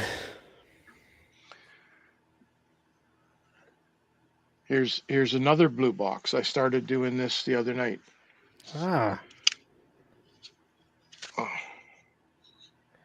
So I started.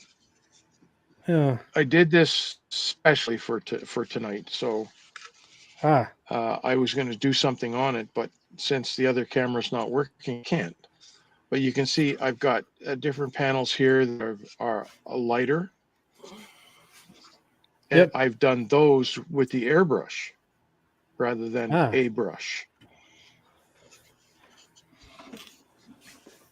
Now, do you have a preference of airbrush that you use? Yeah, the walkway's fixed on. Yep. Do you have a preference for airbrush? I use both a Badger. Okay. It's a Renegade and an Iwata. Like an Eclipse? No, it's the one before the Eclipse. I can't think of the name now. But it's not the Neo, it's the one in between. Yeah, because I think I have an HPC. I like that one from Iwata. But yeah, that's good. Eclipse for The the only thing you win. have to really be careful with the Iwata is that little the paint cone on the end, Yep. or that your needle fits into. Don't over tighten that. If you over tighten that, you have to send it back to the manufacturer Oh, to get it out, because it's threaded in. yep. And one of the things that'll happen if that's not in snug tight, and usually a hand tight is good enough. Right. But if it's not tight enough, you'll see bubbles coming up in your cup because the air will be sneaking through the threads. Yeah, I didn't see. It's interesting. You don't want that what is it, like a backdraft into your cup then.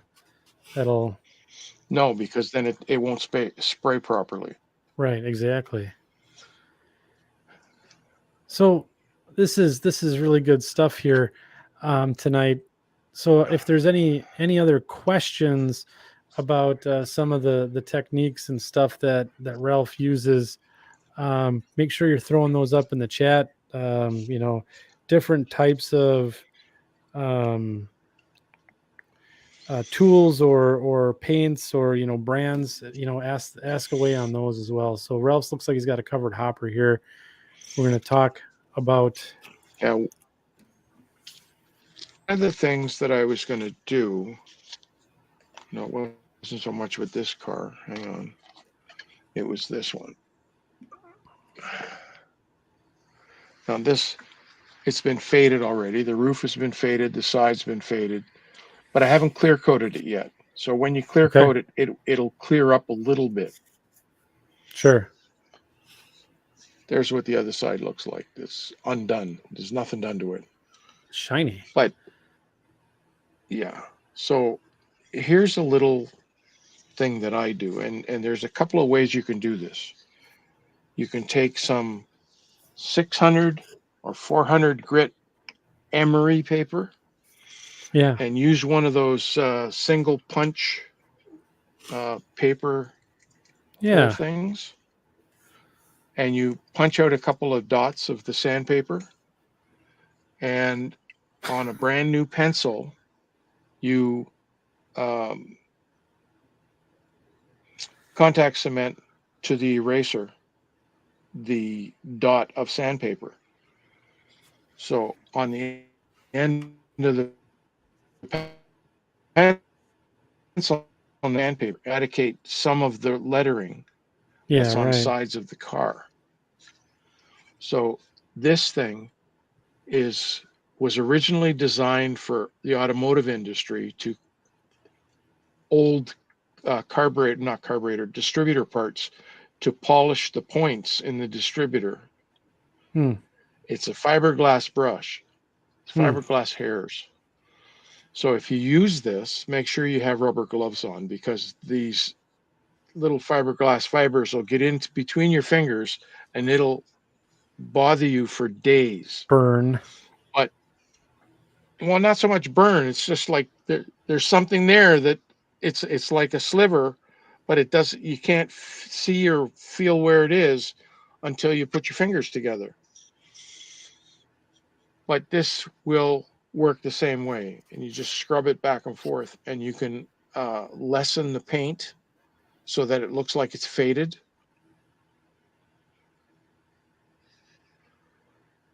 And that's Yeah. a fiberglass brush. You get that at Micromark. Hashtag not sponsored. There you go, Ralph. Now you're, and I have one of those as well, and I use that specifically to, and I'll bring up an example of one of them that I had here. So this is our NMRA, I guess, division car here. So, and then I use that fiberglass brush to essentially, get rid of the different, you can see the Winnebago land. It's starting to fade away, and I use that to start that process. So that was a good technique that you you had taught me that I had picked up. So that's, if you guys want to see it in practice, what Ralph is talking about. Yeah, that was one of the tips he shared with me years ago. But I think there was a couple of questions, Ralph, and from the live stream here. So I think it was John Rose and Otter Creeks. We're wanting to get back to that process that we talked about, like from start to finish. So let's say we had that yellow box car that you have, and we have the fade applied to it, right? So if we were to go through our process of, let's say, what would be the next steps? So we have our fade on, we're doing some of the removal of the lettering and the paint. What would be some of the things, like if you had just a basic process, what would those steps be to essentially get this to a state where it's good and weathered? Okay. And if you're gonna take the paint off the logo and so on and fade some of that stuff, do that first. Yep. Then fade it. Then fade it. Then fade it. Once you've faded it, you have to then decide, am I going to use acrylics to do this, or am I going to use mineral-based products? Okay. And what I tend to do now, almost all the time, is put a satin finish on. If I'm going to go with acrylics, it'll be an acrylic flat coat and continue on. But if I'm just going to use the mineral-based products, then I want a satin finish. Yep. And the reason for that is so that it actually moves, and it'll go where I want it to go and not go sideways like oil wants to do on a flat surface. So if you you put use a dot of oil. Go ahead. So basically, because if that flat finish, you're going to get some capillary action from the paint. Is that what you're saying? If you use the oil base. Yeah. If you use the oil based stuff. Yes. And it will go sideways instead of going down where you want it to go. That's the same thing for the taco sauce. You want the taco sauce to go down that line, then make sure you're putting it on a satin finish. If you're putting it on dull coat, it's going to want to go sideways too. Boy, that's a really good point, because I've been having all sorts of trouble trying to control that stuff. Like on after I've done a flat finish. And if you do it on a semi-gloss, when you come back with the mineral spirits, it's easy to clean up where it's gone sideways. If it does, it's so easy to clean it up because it's on the semi-gloss. On a flat finish, not going to happen. If you use taco sauce directly on manufactured paint, time soaks into the paint and you can't correct it. Really? So it's better to put on a satin finish or a gloss finish and then do your taco sauce. Ralph, what about bleed down? What about that? What about bleeding lettering and bleeding logos and things of that nature? How do you match those colors? Like say on that blue, because like blue is hard to match, right? So on that, I mean, that's a really difficult color to match. Now you've already gone through the fading process. Would you bleed that down before you went through the fading process, just so that fade is all like uniform? Like on the Grand Trunk, the white is white, right? So you're gonna want it like you're gonna have that, like the top portion of the T and like the little piece of the G. Like you're gonna see some of that's gonna be streaking down the side of the where it's bled down, where it's weathered itself down, and or like on boxcar red cars with white lettering, you always see the lettering, and then there's always white paint streaks underneath that lettering. Yeah. What's a good technique to you do that? A sponge and some acrylic paint. Just like a makeup sponge, or like a regular kitchen sponge, or a makeup sponge. A makeup sponge. Makeup sponge. This one's well used. I used this the other night. Let's see. I have another one here. I do. This one's been used too. Different shape. This one here was a round one, but you get the same idea. Yeah.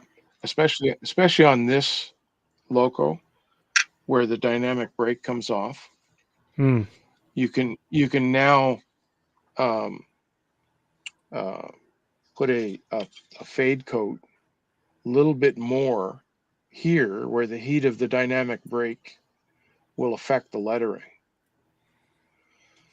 So you get it going down below the letters, right? And you always use this the same way. You always get rid of all the sharp angles. So like with the round sponge, I end up trying to move it into a ball. There you go. So that there's no straight edges. There's no straight edges. And then you do that. So you don't get any straight edges, and you can't see where one dab joined the other one, right? But I've had my best result with streaking down from the lettering with the AK pencils. Oh, okay. That was going to be one of my next questions. since the lettering is white, then you use an off-white pencil. Yeah. Now, could you use that makeup? Do anything else? Go ahead. Could you use that makeup? Could you use that makeup sponge like you were talking about earlier, like a little while ago, about how your brush doesn't quite with the engines that have the walkways attached? Could you actually use that makeup sponge, keep the square edge, and come down onto that? Bring that down to the walkway with that, because you have a square on square surface that would give you all the way down to the walkway then without having that. Or is it? You're right, but then it's going to stop. It's going to gather at the bottom. Yeah, that's where you're going to get that line at the bottom where you stopped. Okay. And then you're also going to get it on the walkway. Gotcha. So the question, Ralph. So one of the things, and I think we touched on it briefly, but I just want to make sure, between each technique or application, do you go back over your weathering with some sort of clear? I actually, every layer that I put on, when I'm satisfied with that layer, I'll put another clear coat. Okay. So that if I'm going to move on and do something else, it seals the level below so that whatever I do above doesn't affect it. Yeah. So this is another one of those that basic process, right? That Ralph does is let's take a look at, all right, we've done the fade, we've done a couple things. Go ahead, Ralph. You scratch the logo. Yep. You put a fade on. Once the fade is on, I put a clear coat. If I'm going to use the taco sauce or anything else, taco sauce basically is a mineral-based product. Mm-hmm. Then I'm going to use an acrylic clear and do whatever I have to do. And then when I'm happy with that, I'll seal it. And if I want to do any more, then I will do it on top of the clear coat that I just did, so that if I want to take it off or minimize it, I can without affecting the layer below. And just keep building it up, building it up, building it up. And then you get to areas where the ribs may have been hit by something. Yep. So you end up with a scratch or the ribs end up dented, but you get a scratch going across the panel. I'll do that with oil paints. I'll actually take an X-Acto knife to the ribs to cut them out a bit. But then I'll do that line with oil paints and drag it down with mineral spirits so that you get that rust effect. Yeah. So when we're talking about the layers, is it more of is it like academic in the sense of, okay, so I'm going to do, let's say like the bleed out, and then I'm going to put a layer over the top of that. And then let's say I'm going to do some chipping or, adding some pitting or rust, and then I'm going to do a lay over the top of that? Or is it more of a feel type of situation where you kind of look at it and see how all of the other different effects are starting to play with it and you're really feeling good about it, and then you go over the top and clear it?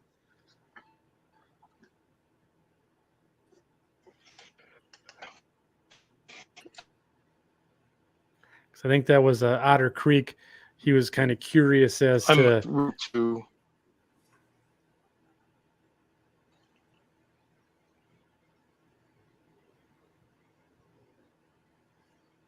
curious. Okay, I'm always referring to the prototype photograph. So yeah, okay. I will do as much as I can to the prototype photograph as I can, and it may be 2 or 3 photographs that I'm picking from. But I don't try and overdo it. 9 out of 10 times, if you don't use a prototype, you will overdo it.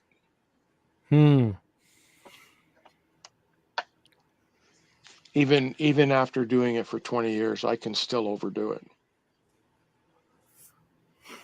Only because I have this idea in my head instead of referring to a photograph. And the idea in my head is not with the way it's turning out on the model.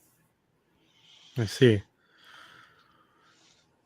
So what do you do then, Ralph, if all of a sudden you get to a point and you just say to yourself, this is not what I wanted? How do you go back to square one then on the same car without having to remove all the paint and all of that? Is there a way to go back to a certain... That's the key question. How do you go back? Yeah. How it's do you very go back? difficult. It's very Can you difficult. go back layer by layer?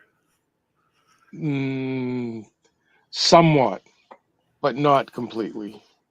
And it's you have to use alcohol, 99% alcohol, and brush it off. And otherwise just hope for the best, it's not coming off. And hope for the best that Exactly. your decals and your paint just don't get affected too much by it. Yep. Or removed altogether. Yep. Good.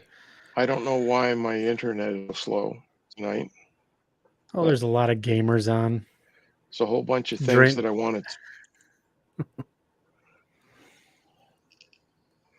No, well, I don't know.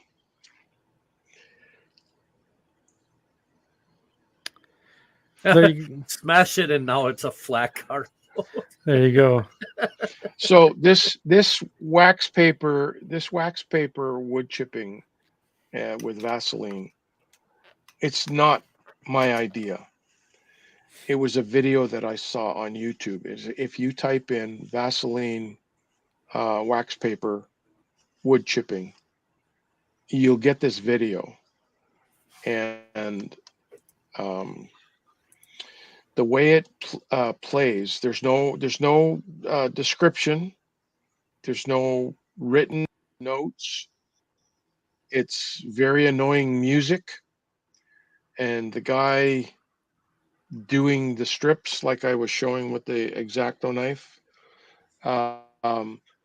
and he doesn't really tell you what he's doing. So it took me about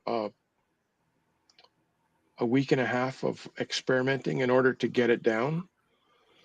I now have it so that I can do it down to a HO scale. And I thought I had a picture, but I guess I don't. And my pictures in that are not showing tonight, it seems, because of my internet.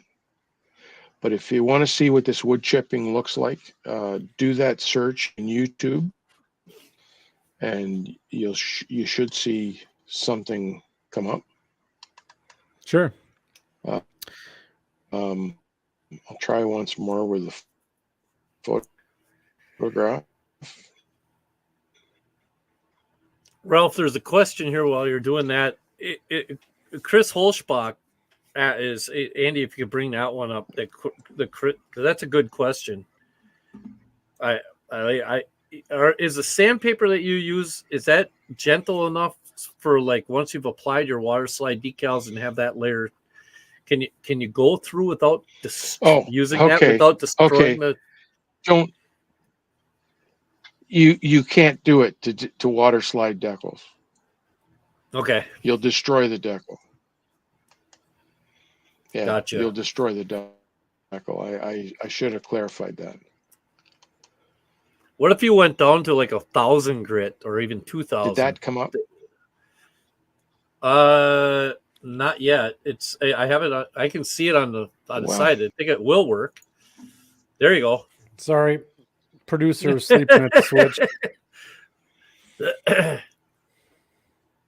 looks awesome. That's scale. Wow. That is 1 inch by 1 inch footprint. Wow. Huh. That's crazy. That's the other side. With white this side, and I did the doubler on the other. Oh, cool. Side.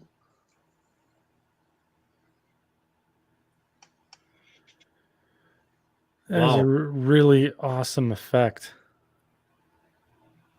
Looks like my garage.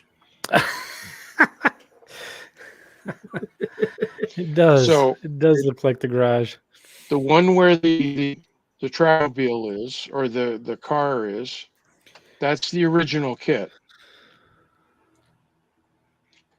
That's the original kit. A few more parts I added was made from the remaining parts of the kit. So it's slightly smaller than this. Huh. Wow.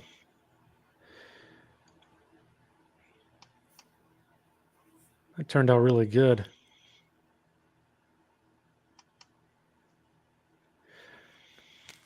Nice sag in the roof line there.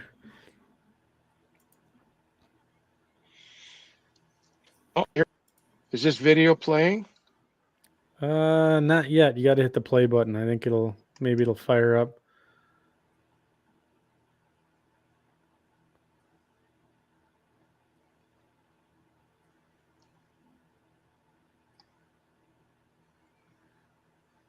It's a little choppy.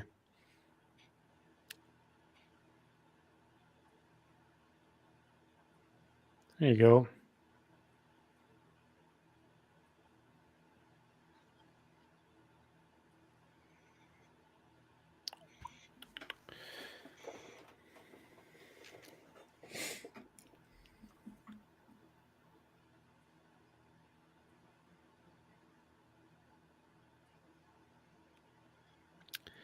I don't think it's coming in all that quick. I think it froze up. Okay. But it looks, I mean, it really does look good. Those boards look awesome. Yeah. All right.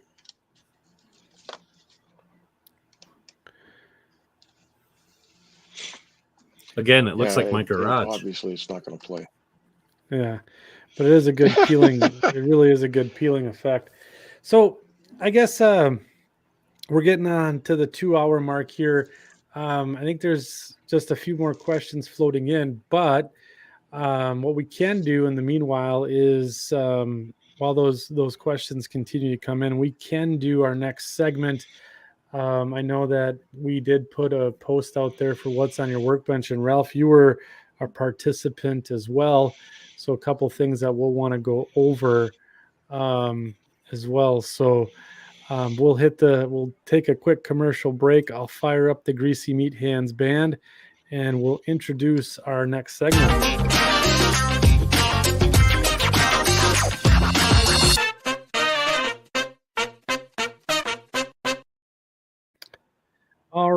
gang, it is now time for what's on your workbench.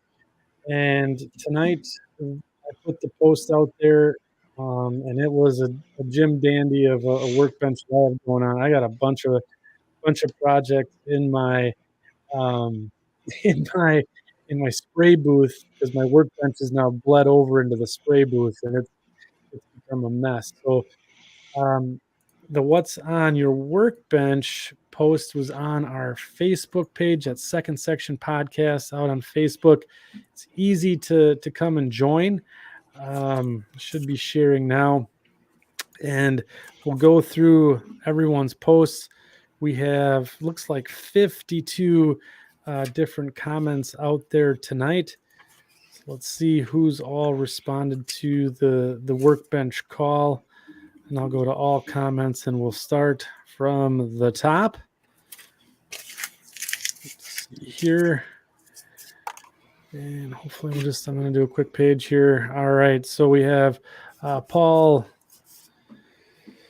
Bukowski says, my latest S-car or S-scale boxcar project, it started out as a wood and metal kit that is over 45 years old. I replaced most of the wood and metal with styrene. Good call. And I'm going to paint it I'm going to wait to paint it until after the modelers retreat in the Twin Cities so people can see the work. Paul, this is super good. It's almost like building it from scratch. I've got a couple of those kits, I've thought about doing the same thing. Yeah. Replacing all the wood and the styrene. Yep. Paul Kassar tonight says, refurbishing these Atlas Jeep 7s with decoders reprogrammed by Don Iris.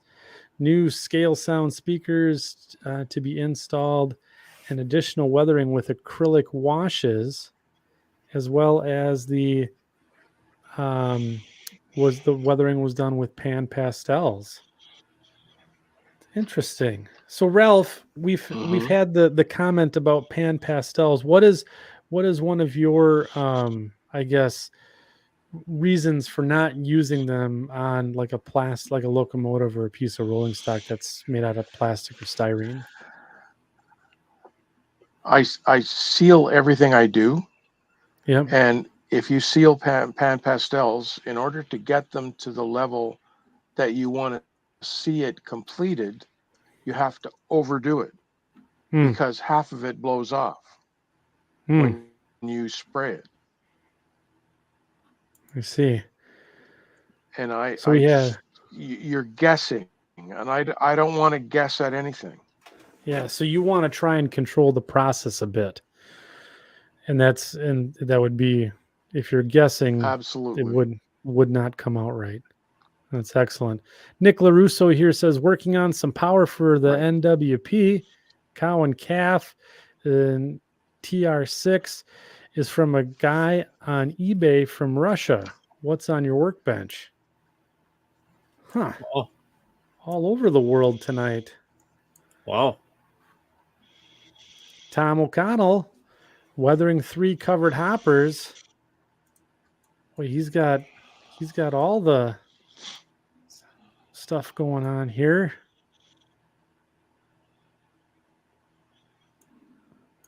Good use of space. Yeah, we can get a few more projects in here. The Vortex machine. Still got to find out what that is. Paul Scott August. I think Paul was a workbench of the week winner last episode. He said, not much on the workbench. Finished wiring the Mondovi section of the layout and added fascia. Look at this. That looks awesome. God. That is a fantastic scene. Well done, Paul. How does he get to do any wiring underneath with all of that stuff under there? Ooh, that's a good question. Unless he did all the wiring ahead of time and then put that stuff on after. Yeah, what? Yeah, did you take the fascia off? There was this one with, if you do all your wiring at the front edge of the layout, then you don't have to get underneath. There you go. I don't know. That's a good idea. That's not bad, Ralph. I think I've heard of a couple people doing that. Model Railroader did the day, and they had a section up against the wall so they could stand up and do the wiring underneath and then lay it back down. Yeah. Here's the other section of Paul's layout, and he's got stickers if anyone wants to trade. C&W Mondovia line as seen on YouTube, and that sweet Chicago Northwestern logo. I wish. I got to send you guys some of these. I don't have any stickers. I have billboards. You have billboards. Laser cut billboards. We'll have to. All right, Brian spoke. He says, not exactly the workbench, but I'm continuing to develop my Arkansas Agricultural Industries, or AAI, fertilizer elevator in Lone Pine on my Benton and Southern Railroad. 3-foot rule. That gondola looks pretty good. Yeah, it does. Timmy Ellum Chapman says, bar mills kit at the moment and a bit of weathering and end scale, and my sticker collection has begun. Aha! Yes, Timmy has stickers too. Yep.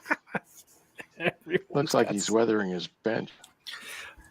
My wife asked me who exactly started the sticker thing. Oh, who started the sticker thing? I'm blaming Paul Kassar. Yeah, I think Paul is probably the one Yeah, he was the first one that I got, So Paul, I'm sorry to throw you under the bus, buddy, but we're gonna put you as the founder of the sticker craze. He's weathering his workbench.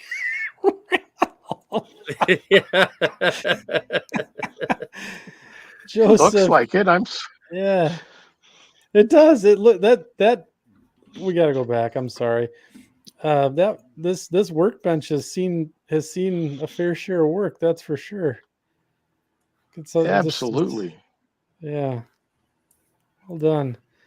All right, Joseph Ginto, continuing adding scenery and track cleaning on the pen reading industrial division.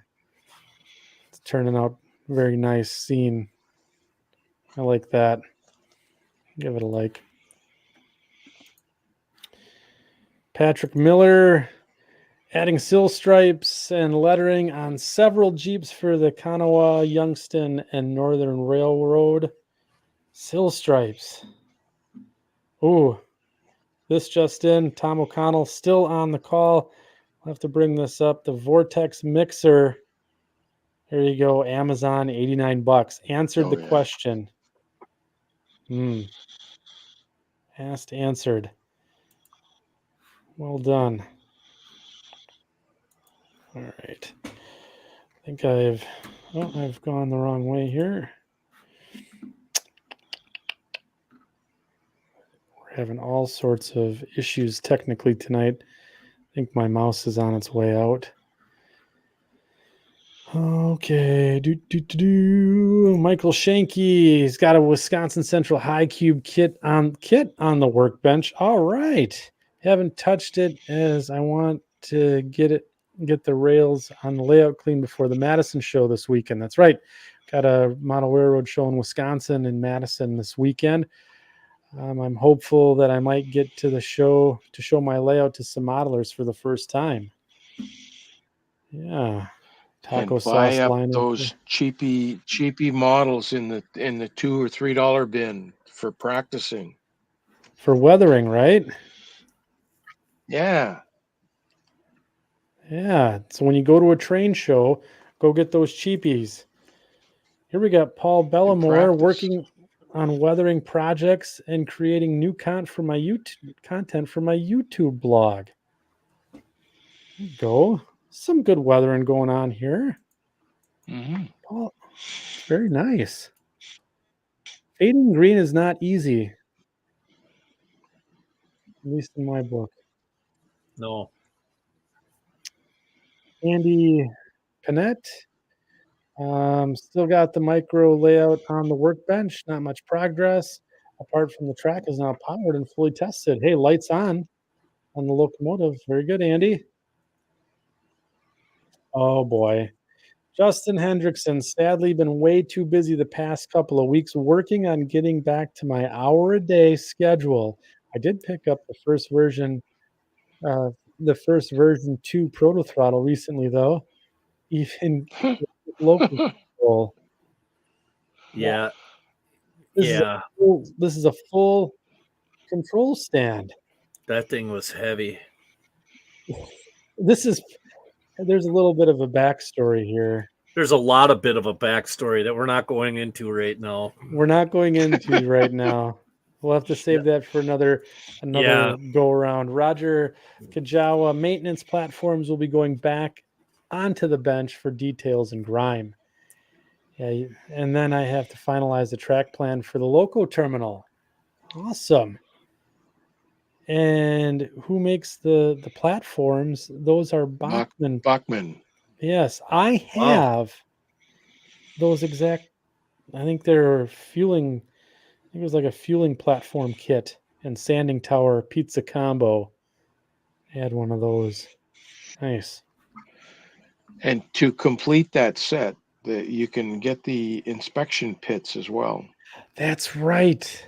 That's right. They had the Except inspection Bachmann pit. doesn't make that. You have to get that. I think Pico makes them. Didn't Walthers make something like that too as an add-on kit to their one Cornerstone Classic engine facility building or something like that? If they did, it's not available anymore. Oh, it's gone. No, it was years ago. I mean, it was a long, long time ago. Long gone. Thanks, Roger. C.A. Fain, what's on your workbench? Old projects and new ideas. Hashtag not sponsored. Hashtag what's on your workbench. Looks like we're doing some there's oil. The new blue box. Accurail is the new blue box. Yeah. Yeah. And you can see, like, so here's a weathering technique, right? It looks like he's got the oils here on the cardboard to, and it leaches the linseed oil out of the oil paints so that you can just have color. Yeah. It makes it so they dry quicker. Yes. Mm-hmm. Very cool. That's a good tip to take home with you too. He's got had his trucks there in clothespin or clothesline clothes pegs. That's awesome. Working on grange spillage and new life to an Accurail kit. Etched roof walk, Sergeant Coupler. Stay tuned. The IC cement hopper for a family project using oils, powders, spilled cement to add look to a Walthers car. Very good. Looking very good. Like that. That's good stuff. Mike Ostertag chiming in. Oh my God, look at this workbench. You are not going to win workbench of the week. I'm not eligible anyway. But see, he made hold on a minute. No, he made the comment that he couldn't put that right up against the wall because he couldn't lift the lid. So his new wood chest there. So he's going to take the lid off. At one point I will. I mean, okay, here. Hold on a minute. I've got the whole thing still set up like that. It still looks like that. So the lid coming off is just going to be, helpful. I don't need the lid on there anyway. I'm not going anywhere. William Sampson, side project number. What's that? Keeps the dust out, right? Well, all I got is glues up there and stuff, adhesives and stuff like that anyway. Side project 97 here from William Sampson. Division Point Caboose, hashtag not sponsored, trying to re-letter it after the manufacturer applied the wrong logo. Have we gone too far to expect the correct goat? I think he would say drawbar, right? Life in the graphic arts field has ruined me. What's on your workbench or what's above your workbench? So, and then blame it on Scott Thornton. He's a graphic artist. Yeah, so is William too. He's got some taco sauce there. A lot of denatured alcohol. It's got and some cars, some vehicles, and then the caboose. And then you can see here, this is what he's looking at. Oh my goodness. Can we get the right goat? And a very nice William. William's a 5-timer on the show, by the way, for those who are keeping score. Yep. San Juan and Southwestern, building some boomer trees. Lots of work, but very rewarding. That is outstanding. Well done. Mm-hmm. That looks really good. The root detail, the flocking, you nailed it. Well done. Joe DeLuso, my UP boxcar project is back underway again. Woohoo! And I'll be working on it some more during tonight's podcast. Well, hopefully you're able to apply some of the weathering techniques that you learned. That's for sure. Chris Haddo, the old girl is my workbench this week. Time to get that OT. Oh, I like that. I'm absolutely jealous if that's what he's running.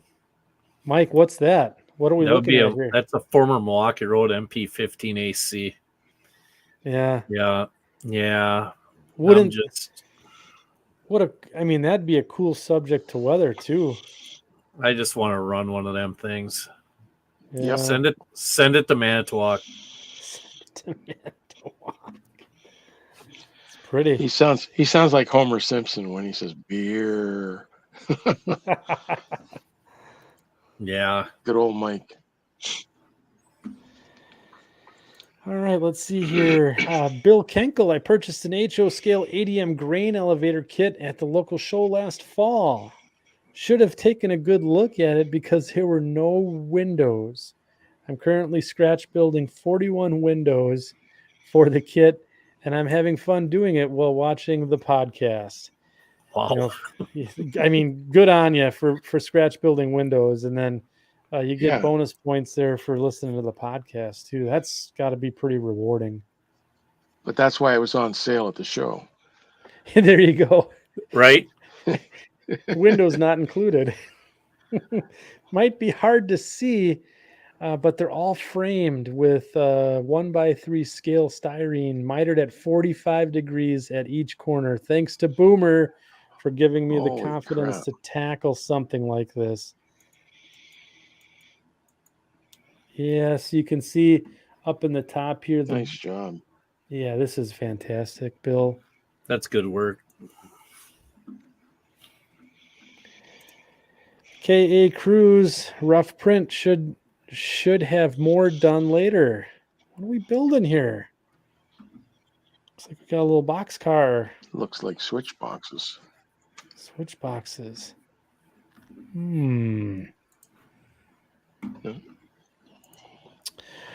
Robert Wachowski finishing up the Wisconsin Central Franken-40. Just need to get the new grab irons on and put a decoder in it, and it should be done. I've run that engine. I had that in Manitowoc for a long time. Not like that, but I mean, now it has a, I believe the radiator from the 6001 and Algoma Central 6001 is now the back end of it. Yeah, it's even more Franken 40'd. The funny story is on this one is the fact that on the inside of the cab, you can see where that. Okay, so the engineer's side of the cab on this is still seaboard. The fireman's side has been spliced in with a panel from a BN unit in real life. And you can see where the windows were plated over on the inside. So on one side, you have the extra window plated over. On the other side, you don't. It's crazy. The engine's absolutely insane. You want to talk about a scrap box full of parts that they made into an engine. Sounds like something the Chicago Northwestern would do. Oh, and as a matter of fact, if you go and look, I believe some of those doors may have come off of a wrecked of the engine that got wrecked in the head-on collision in Green Bay. The Really? 3015, I believe so. Yep. Yeah, there's some. Yeah, that engine was a pretty interesting thing. Good for you for painting it like that, though. Yeah, Nicely done. That's Awesome work. Tough to do. Eric Pacelli here says yard ladder section 4 of ongoing construction fast tracks templates and accoutrements and accoutrements. Yep. I don't know how to read. All right. So Eric, well done.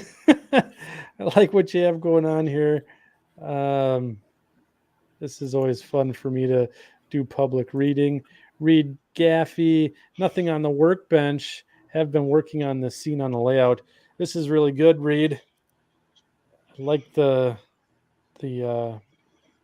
bridge bents there. That's good work. Mm-hmm. Have to show us, keep us updated on this scene as you progress. Alex Mantle, not much on the workbench, but I'm laying flex track in the classification yard. Oh my God. Goes on forever. Whew. Wow. It's pretty impressive layout you have going on there, Alex. Let's see here. David Winther, the weathered layer on the C&W caboose. Next step is chipping fluid and the top coats, and then a little water and brush toothpick to expose the weathered effects underneath. This is turning out really well, David. I like that. Chipping. Ralph, do you do chipping? I do, but when I do it, it's usually it's added on. It's not something that you take off in HO.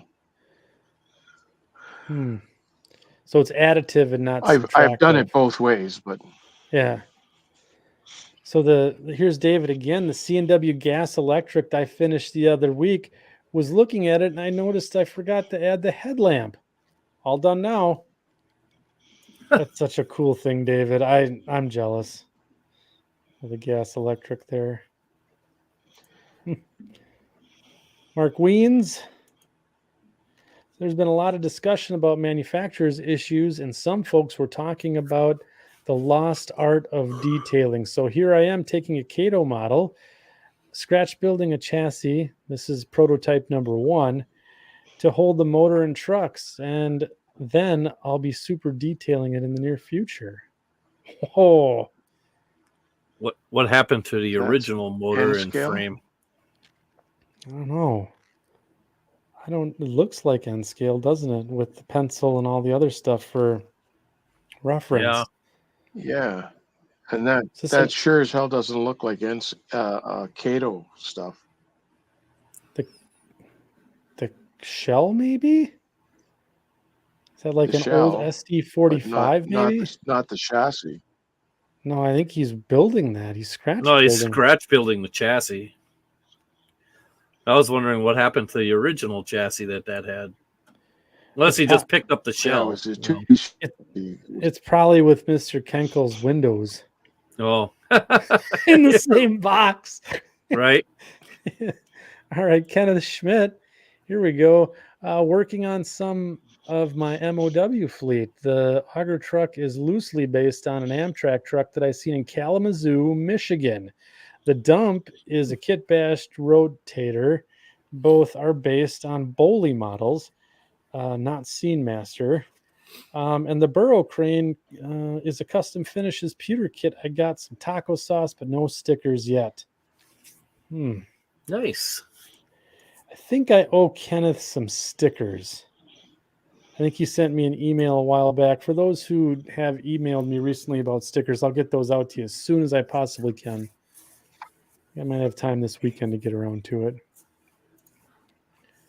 All right. So Steve Duranix, working on the ITLA scale models, York Industries structure. That's looking nice.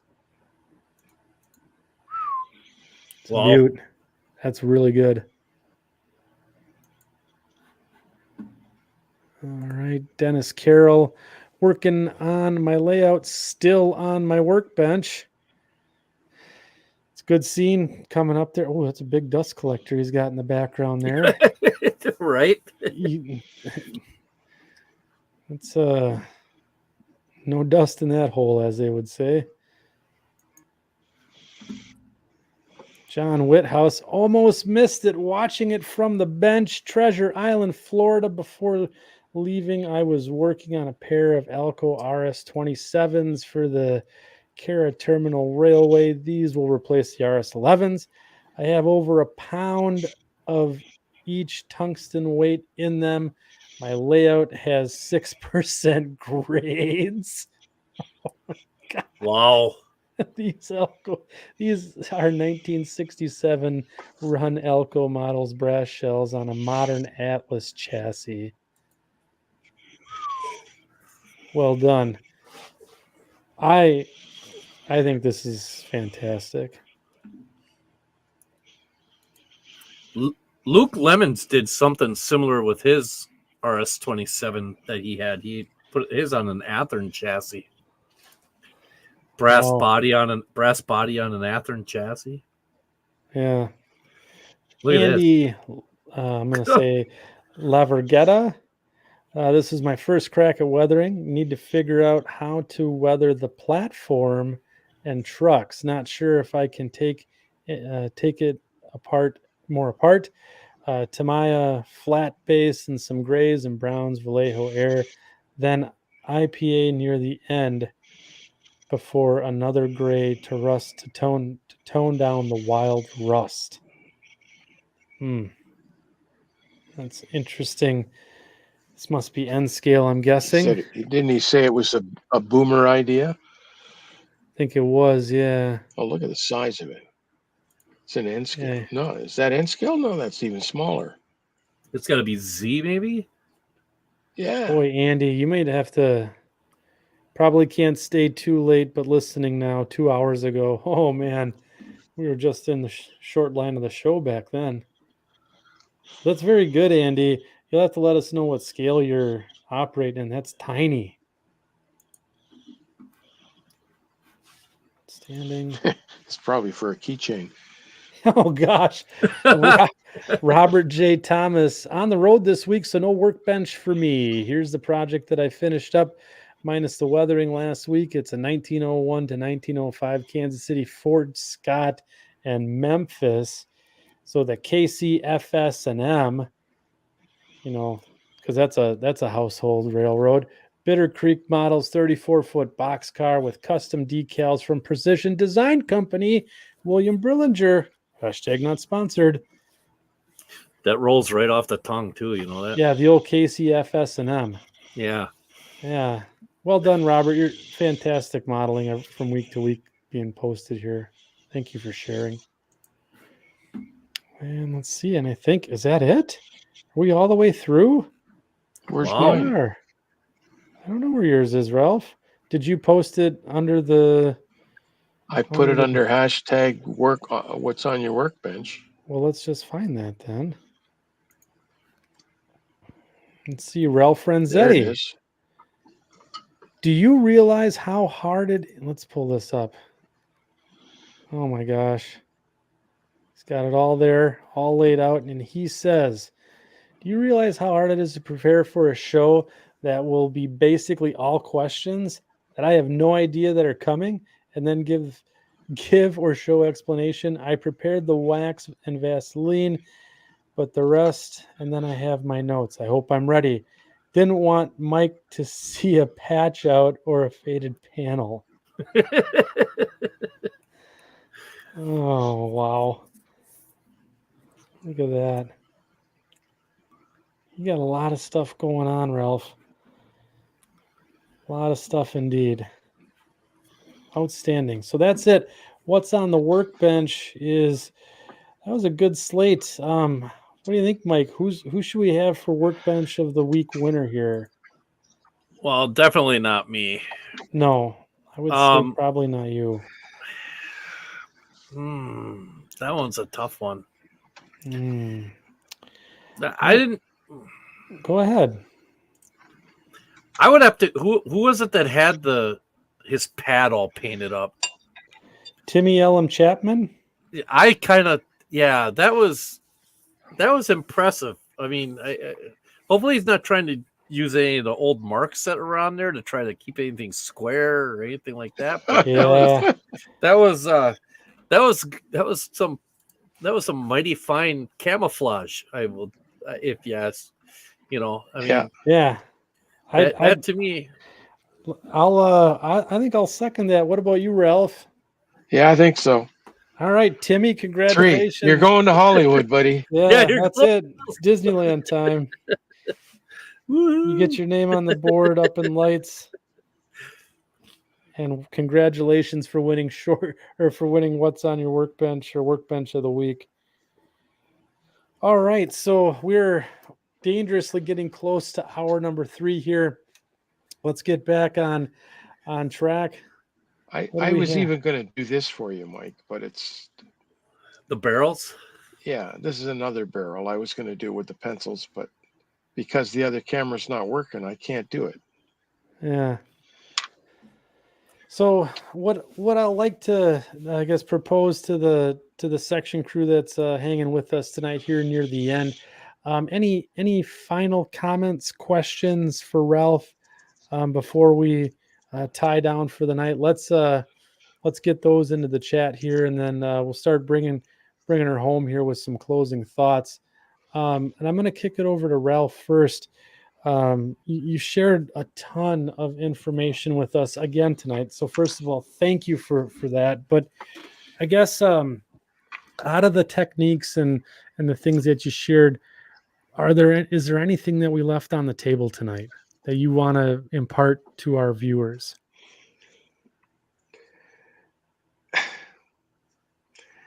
All I can say is don't be afraid to step out of your comfort zone. That's a good one. We mentioned it earlier. You go to a train show, look at those cars that are in the dollar bin or whatever they are. They may be garbage, but it's something to practice on. So you don't have to ruin your good models. Practice on that, get the technique done, and then you can put it on your good models. Yeah, I agree with that 100%. And let's see here. If I'm just getting started in the weathering, so I went to the train show and I got the cars to practice on before I take it out on my scale trains rivet counter, right? We're going to practice there, but is there anything like any materials or things that I would get right off the bat? So if I'm going to start getting serious about this and I want to do some fun stuff, what would be some things that you would recommend that we get in terms of either paint, material, or tools that would help us get started? I would probably say and I started off using Monroe powders. Yep, Monroe powders. It's a good starting point, and a rattle can to seal it. Yep. It's not always the greatest finish, but hey, it's a beginning. Yep. And once you refine what you do, then you can move on to an airbrush and to other products. But the powders, there are so many guys that are using pan pastels, and they swear by pan pastels. But I challenge those guys to buy Bragdon or AIM powders and try them as well, and then have a second thought about which one is working better for you. I am a Bragdon believer. I started with pan pastels, Ralph, and I picked up a set of Bragdon, and I will not use pan pastels for any of my equipment. I'm on to Bragdon now. No, I like the fact that the Bragdon has, or not Bragdon, Monroe has. Can't get it right. See, I don't even want to say it. Pan pastels have 72 different colors, and that's all fine and dandy when you're doing scenery. When you're doing weathering, you're doing earth tones. That's it. Yeah. Earth tones. So It's interesting because, like, some people like David Winter, he's said, "Hey, I've had amazing success with the pans," and I think it is like a Ford versus Chevy at some point in the day, but it's like not even that. for me it's more comfortable to use the Bragdons, but yeah, I Well, guess if used properly, uh, the Bragdons will outlast the pan pastels. okay, Guaranteed. yeah. So we got some powders, we got some rattle can stuff. Um, if I had to pick to start, should I get go to the hobby store and get oils or acrylics or a little bit of both? Okay, and I forget who it was. The MKT model. He was Yes. doing the acrylic washes. Yep. Acrylic washes are fine, but if you're not really careful with acrylic washes, you're going to end up with what they call tide lines, where the color wants to go right out to the edge of the water and it'll dry there. And you'll have this space of color in the middle, blank space, and then a fine line of color that you can't Yep. really get off Yeah. once it's dry. You don't get that with oil. When you put Mm. oil in place, it stays there. And you can put all kinds of mineral spirits on it. It still stays there. It doesn't go out to the extremities of the liquid So unless so you take it there. so oil is not as scary as acrylic then. You're right. Hmm. And you have a longer working time. Yep. Like you can go days and come back and rework an oil paint job. Yep. Whereas with acrylic, you've got maybe an hour, not even. Once it's dry, it's dry. There's no coming back unless you start using alcohol. Yeah. With And a then solvent. using alcohol, you risk taking the color off below. Right. That's a good point. It's one of the things that I've started to experiment more and more, and yeah, I'm really starting to get into using oils and getting more comfortable with that, just for that ability to the workability.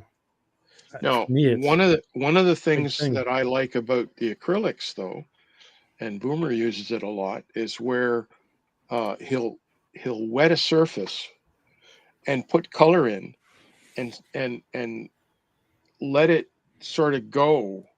You know, you move it around and so on, and you get this sort of mottled finish. It's not even brushstrokes, but because you wet the surface beforehand, it's like he did his tarmac um, like that. Yeah, What yeah, was the the other thing he asphalt. did on the top of the building when he did the roof?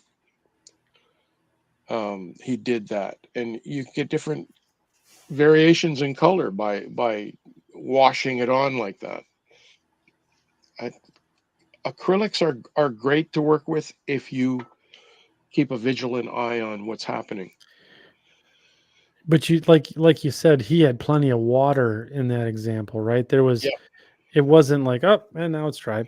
There was a long dry time ahead of him, with yep, that, because all the water he had there.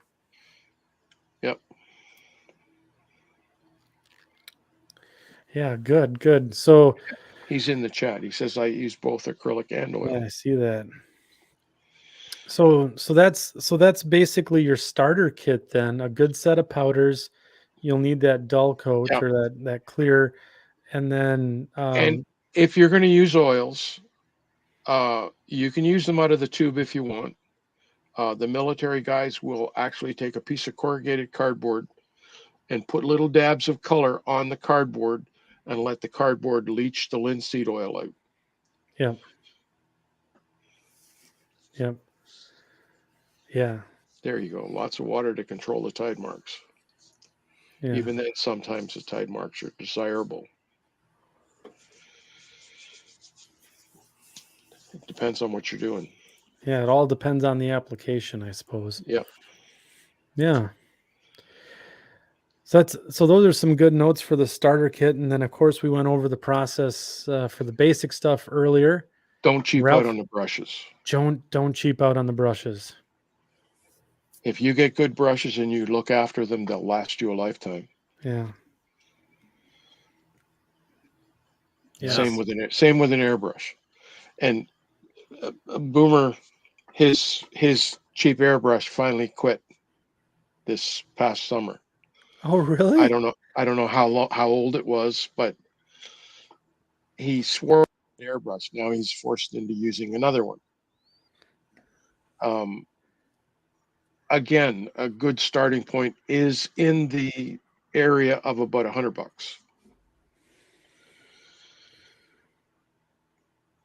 Yeah. Yeah, that's for sure. I think I started with an old, what was it, Pache? Mm-hmm. And then before that I had a Binks Ren A, which my dad gave me. If you do nothing else, get a double action. Yeah. A dual action. You don't end up with paint still left in the nozzle when you turn it off.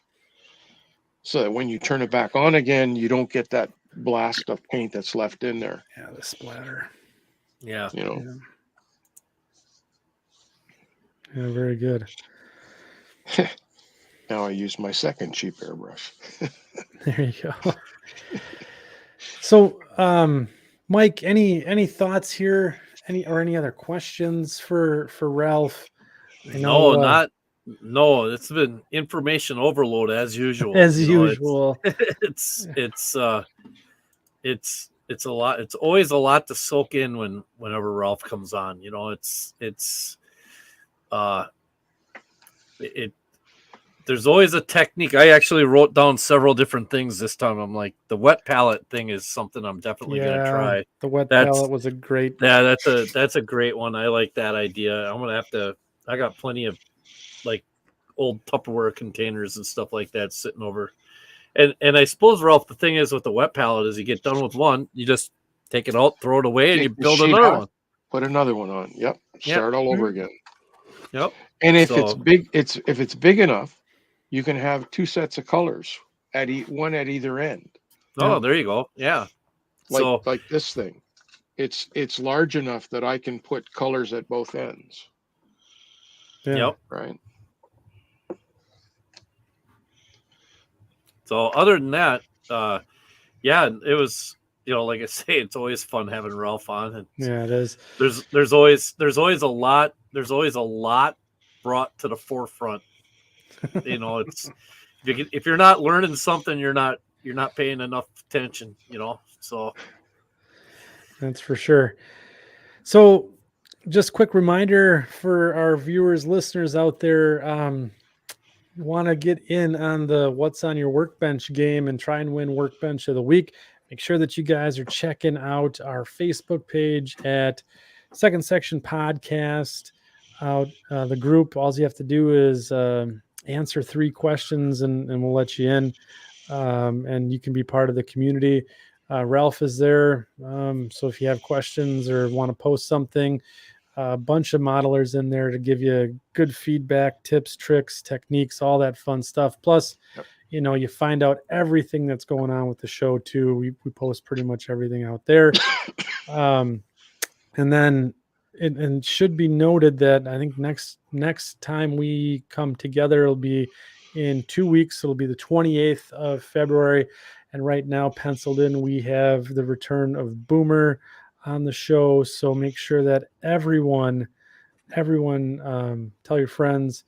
He'll be back on sharing some of the philosophies of modeling and art and keeping with our first part of our season 2 here of the theme of is model railroading art and answering that question. So it's going to be a fun show for sure.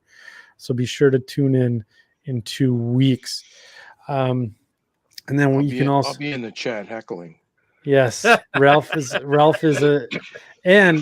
always in the chat too for good questions. So if you have anything, he's a mainstay to the section crew here on Tuesday nights, or Tuesday nights.